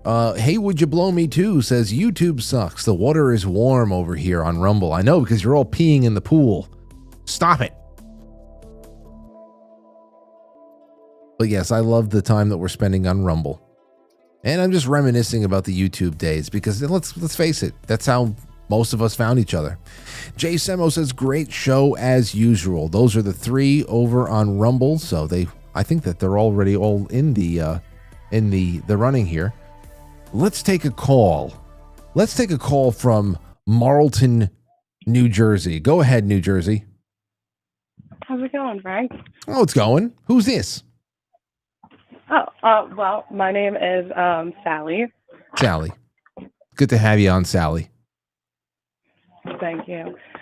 I used to not like your show. I really fucking hated it, but you've grown on me a little bit. Wait. You said you fucking hated it. A little bit, yeah. So then how did you watch it? How did you stumble upon it that you knew that you hated it, but at the same time you spent enough time with it for you to even shift a little bit? Like how did this happen? Well, my cousin sent me a link for it. I don't even remember like what one it was, and it spoke to me. It was like, this is interesting. It was just like your side commentary that was like, man, I'd punch this man in the face right now. You'd punch me in the face. Okay. And so now here we are right now, and it's you and I. It's it's spring eve. And what's going through your mind? Is it you just want to talk about your conversion or what? Well, you'd have to explain conversion for me first. Conversion? Like you went from wanting to punch me in the face to now you're calling me up. Right. Then you kind of were a little bit nicer, and then I was like, all right, that's okay. What was I mean about? What was I not nice about though? How I don't know if I can say it or not. So. Oh, well, I mean, I said it. If I said it, why couldn't you say it? Because in what reference, or like I'm not good at like. It's okay. Hey, listen. Never mind. This is too complicated for my brain. No, it's not. No, it's not. Listen. Hey. I remember every reason why I wanted to punch somebody in the face. What was the big turnoff at first? What was the topic? Do you remember? I'm just curious. Well, I mean, I'd have to write a list. There was multiple many, but like I guess like the lack of compassion or like the lack of like, hey, this is not what you're supposed to be doing, and you would be like, yeah, you fucking retard, and then it's like instead of being like, Man, come on, pick yourself up. You got it. But who? Because usually would not reserve that kind of venom for somebody who just had a problem, a real problem. It's usually somebody that I feel is a snake and is working against the well-being of mankind. That's usually somebody that I reserve that kind of venom for. but I don't. I mean, that's definitely. I'm not a fucking snake. That's for fucking sure. I know. I wasn't calling you one. I was just saying. I think about the way that I talk like that to people. It's usually not just anybody. It's not a staple of my personality. I'm actually very compassionate. I'd say. But you know what? That's all in the past. Now we've turned the page, and now you kind of like me. I say we rewrite the book. Yes, I'm down with that now. Is there anything else you want to talk about, or you just want to talk about where we started and where we are now? Oh, I mean, I'm kind of at loss for words right now. I didn't think you'd answer, so. See, you don't think too much of me, but you're starting to learn. I'll surprise you along the way. I'm compassionate, and I'll pick up the call when you call me. Okay, cool. All right. So then, all right, New Jersey. You're essentially a next door neighbor. I hope you call in more often. And if you think of anything you want to add, feel free to just send me an email. Email? Wow, we're going back to like the Stone Ages. What if I fax you? You can fax me. You can send carrier pigeon. I have smoke signals? No, I have smoke signals. You can also use the tribal drums. Well, through them all, we should be able to communicate somehow. Yeah, well, like I said, on nights like tonight, you can just pick up the phone and you'll be the first one at the door. So feel free, please. All right. All right. Well, all the best to you and happy spring. Yeah, of course. Keep it real. Keep it real. I always will. Thank you so much. I really wish I can know what it was. Because obviously it wasn't too bad. Because she came back. There must have been a shred of truth to it, too. That's probably the big thing there. It's probably like, fuck, he's telling the truth, but I hate him for it. Son of a bitch! Justin Polgar from Yes Cacao, how are you? Psychonaut at your service. Oh, hello, Frank and Frankly. I'm so happy that you called in tonight, because if there's anybody that can talk about psychedelics, Man, that would be this. This is going to be a good one. This is going to be a good one. Did you hear the whole show with Jane Barlo? Did you listen to the that scientific article that I read after the break? I jumped on right when the scientific article. You had read that on air before, correct? I don't think so. No. Because I had a little bit of a deja vu in hearing it. I remember at one point you had covered how. In a psychedelic state, the mind, you would think that the firing of the mind would be like fireworks, but actually what an MRI is showing is that it's like very quiet in the mind. Okay. I think it was something after somewhere around the time that we had Eben Alexander on the show to talk about his near-death experience, his time on the other side. It was sometime around there that we were talking. That rings a bell. Yeah, it was around that time. It may not have been that episode, but it was around that time that we were talking about scientific studies that were, I think, produced by people who were, I think that the actual neuroscientists were taking the substances themselves, but that the closer to the, what the hell was it? It said that the opposite would happen, where you would think that more parts of the brain would be recruited when you're having a psychedelic experience or something like that, but actually the brain became quieter, almost started looking like it was getting closer and closer to death, which is the thing that started popping up in our conversations at that point was, isn't that interesting that to get closer to a psychedelic experience where the veil of our physical reality, the material world, is starting to be pulled away from you, is actually to quiet the mind more and to get our body out of the way and to connect with what may be all around us that our eyes just kind of distract us from. So I thought that was interesting, but this article said the opposite of that still. There's always opposites. That's the nature of the psychedelic world, because opposites require duality, and so many psychedelics are really putting you in a state of questioning duality. And I think you're onto something there with the quieting of the mind, and also with I like to call it leaving the body. I mean, you could say death, you could say the change called death. I like to call it leaving the body. And I know that one of the intriguing things to me about psychedelics and kind of training, because I'm not talking about recreational. I mean, even though I definitely had a long period of recreational psychedelic yoga, if you will.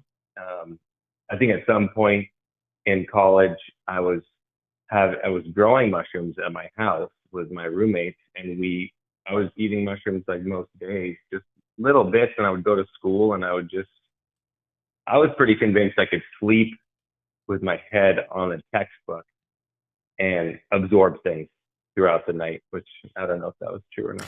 Yeah, I've tried learning languages in my sleep. It didn't happen. You always wanted to be able to download a skill like Neo in the Matrix, you know? This is and I think that the allure and like the marketing push at the moment with psychedelics as a panacea has this, you could become Neo. But I tend to lean more towards the Robert Forte perspective, which is it's not for everyone, because you have to have a certain kind of disposition.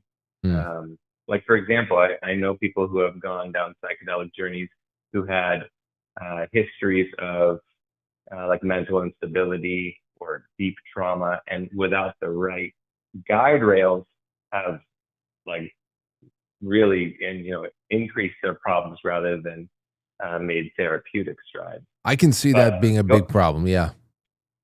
But I will say that when properly engaged, with like the right intention, the right setting, I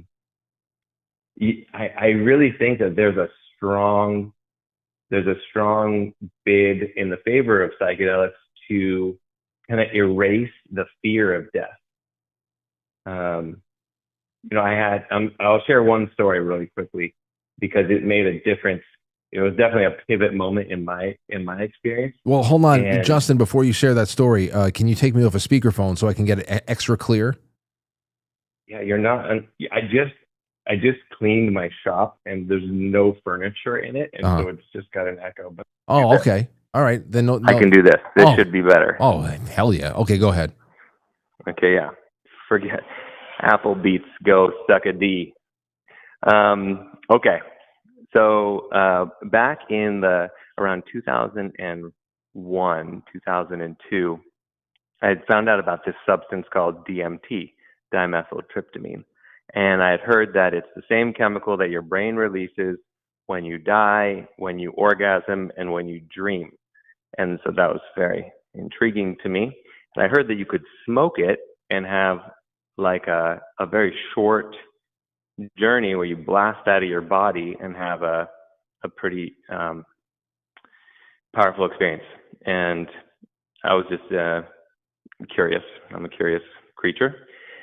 And so I found some of this stuff from a lab on the internet because it wasn't illegal yet.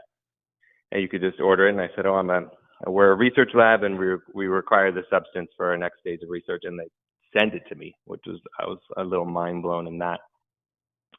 And so we did it kind of as per Erowid.org's instructions. Are you familiar with Erowid? No. Erowid is like a database, almost like a psychedelic wiki that's been around since probably the 90s. And pretty much every substance that's considered a psychedelic, there's information about it as far as chemical composition, dose recommendation, people's experiences. It's a handy guide for sure. Okay. And so I went in there and we sat for each other. So just one person would smoke the DMT at a time, and then you'd hold it in until you left, basically. And I had this, I held it in, and then all of the muscles in my back that I didn't even know I was flexing just started to let go, and I leaned back. My head hit the pillow, and then I was walking through a forest. I was like, you know, like it was a dream, basically. And I get to this very still, it was flowing water, but it was still enough to see my reflection.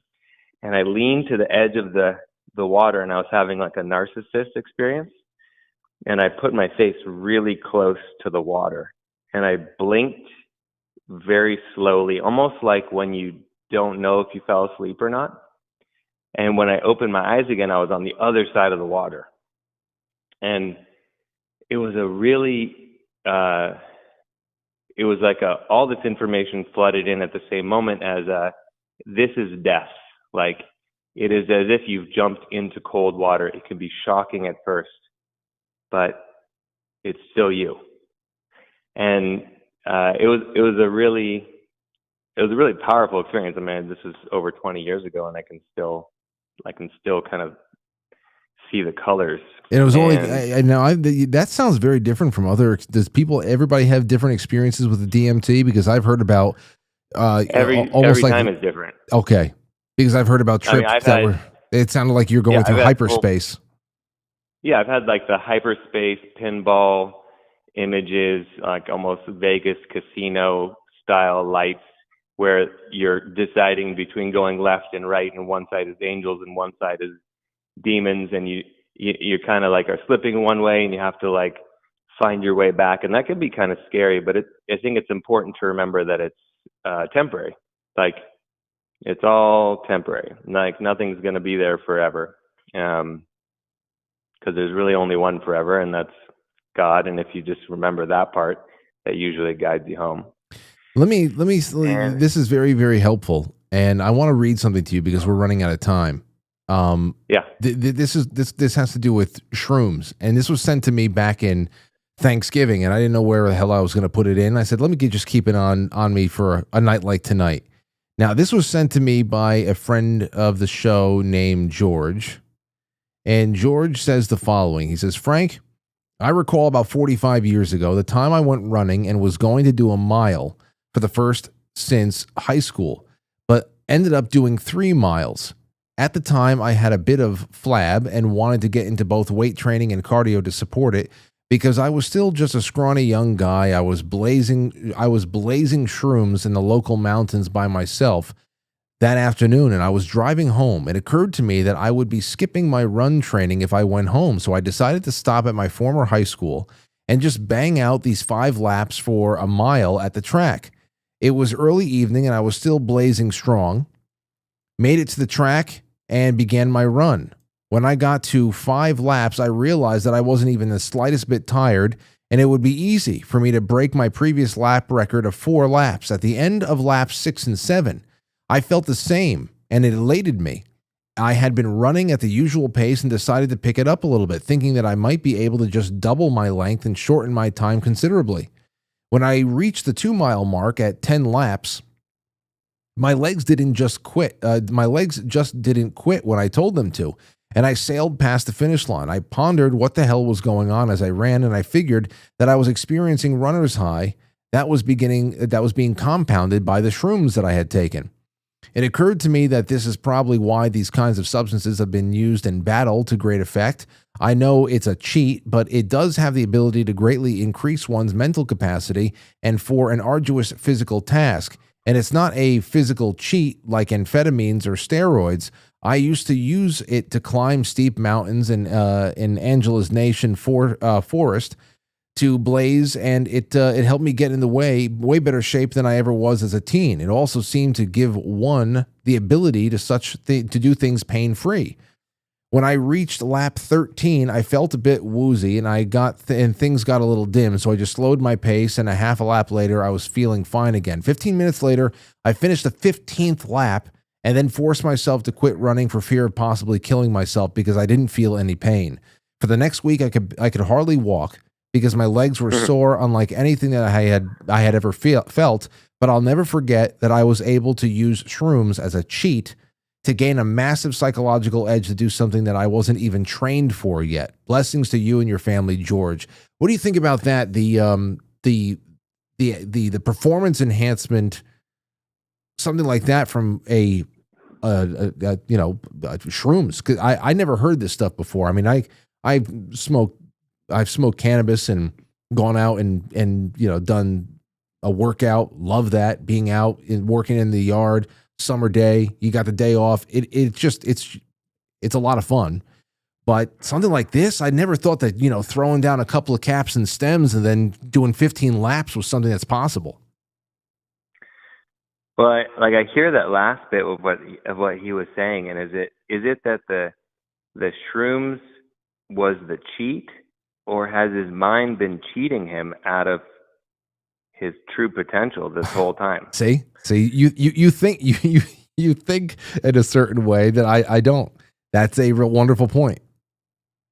Because it's very, there's different, there are different templates or lenses. Like cannabis, you can get really high, with cannabis. I think you can get some of the highest you can experience in the human form with cannabis, but it's still generally within this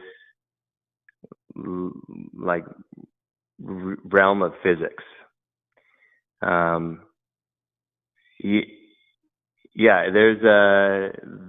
it's like your mind is still intact. It's just being played with. And then each substance has its totally different kind of modality. And then a lot of indigenous cultures will say that each substance has its own plant medicine or plant spirit. Like ayahuasca has a very female personality, like a deity that's female that kind of usually manifests as a snake or a jaguar or a bird, like a bird of prey. I've turned into an eagle prince before. That was awesome. An eagle prince?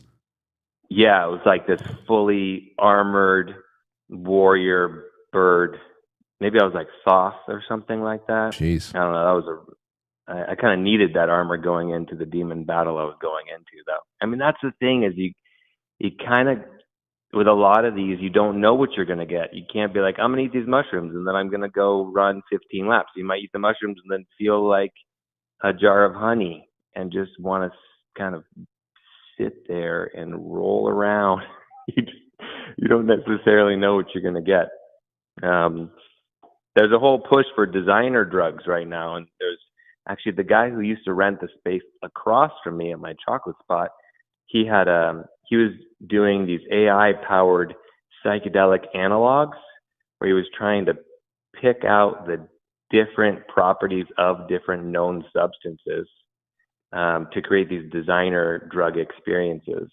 And he was like getting all kinds of funding for it and stuff too, which I don't really know how that works with it still being illegal.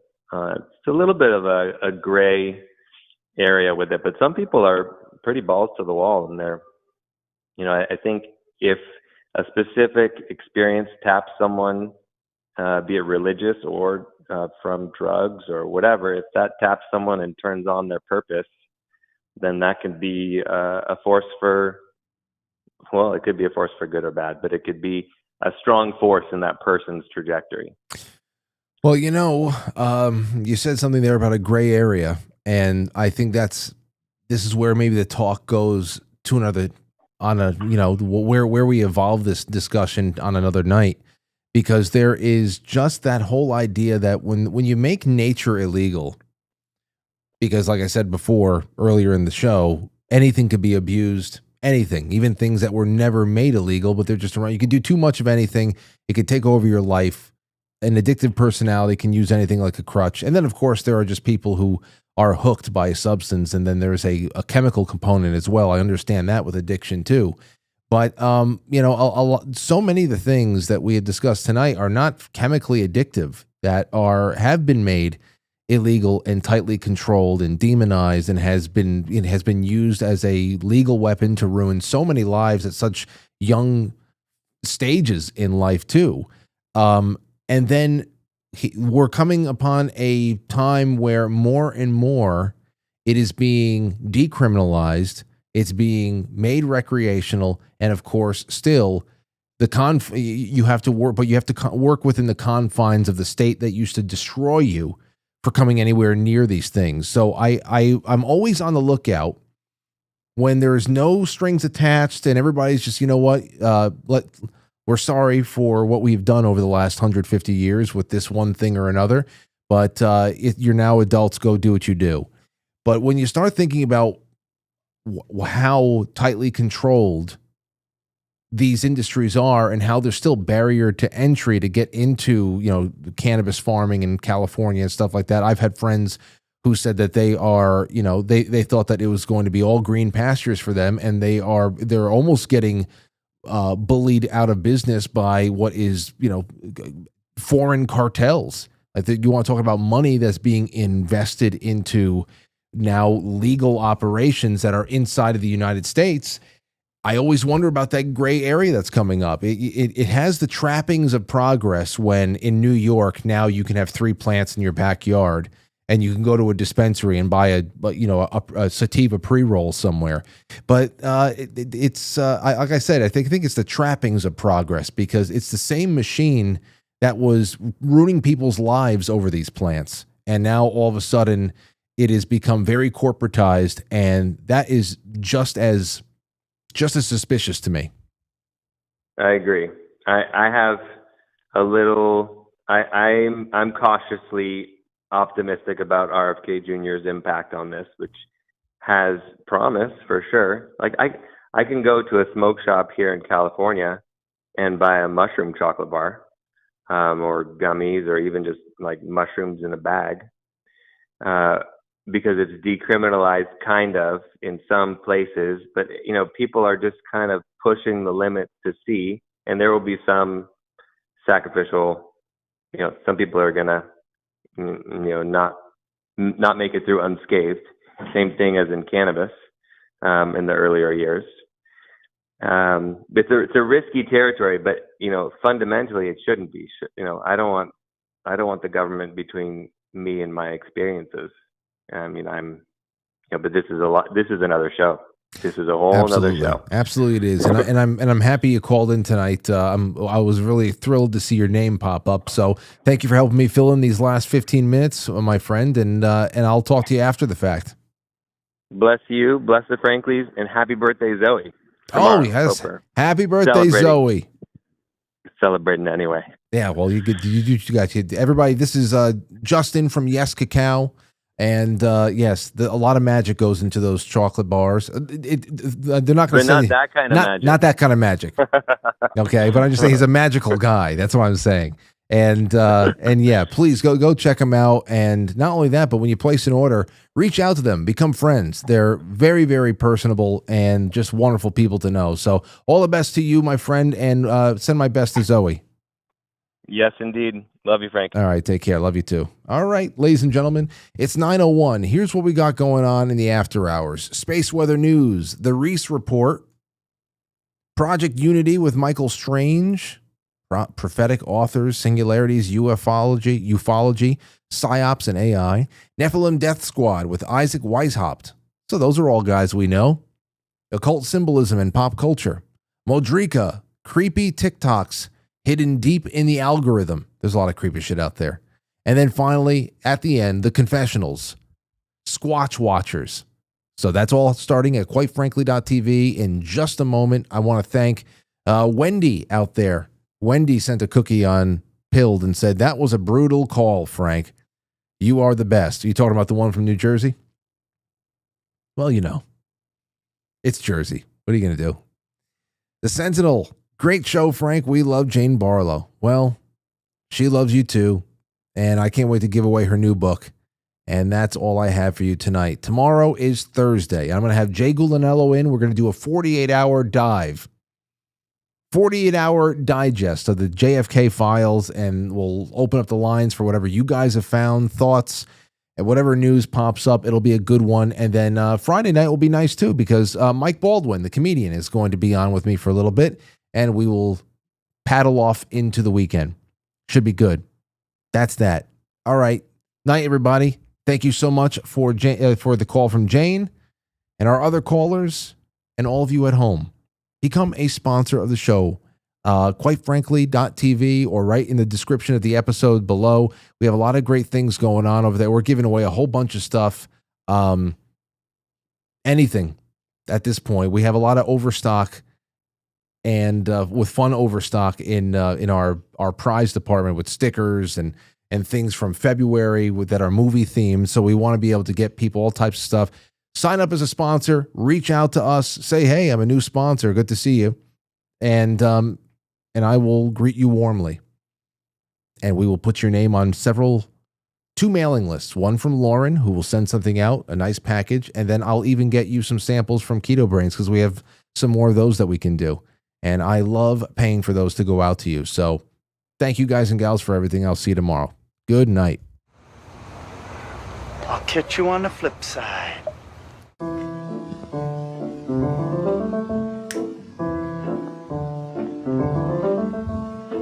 Quite Frankly is filmed before a live studio audience, and now our super chatters, starting with Stowstube and Jay Brits and the wonderful Grace out there in Venice tonight. Thank you, guys and gals. Thank you, ladies and gentlemen. Thank you, Kobe Wan, and Hey, Would You Blow Me Too?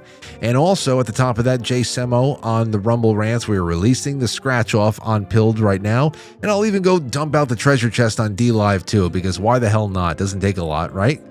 All right, guys and gals. Nighty night.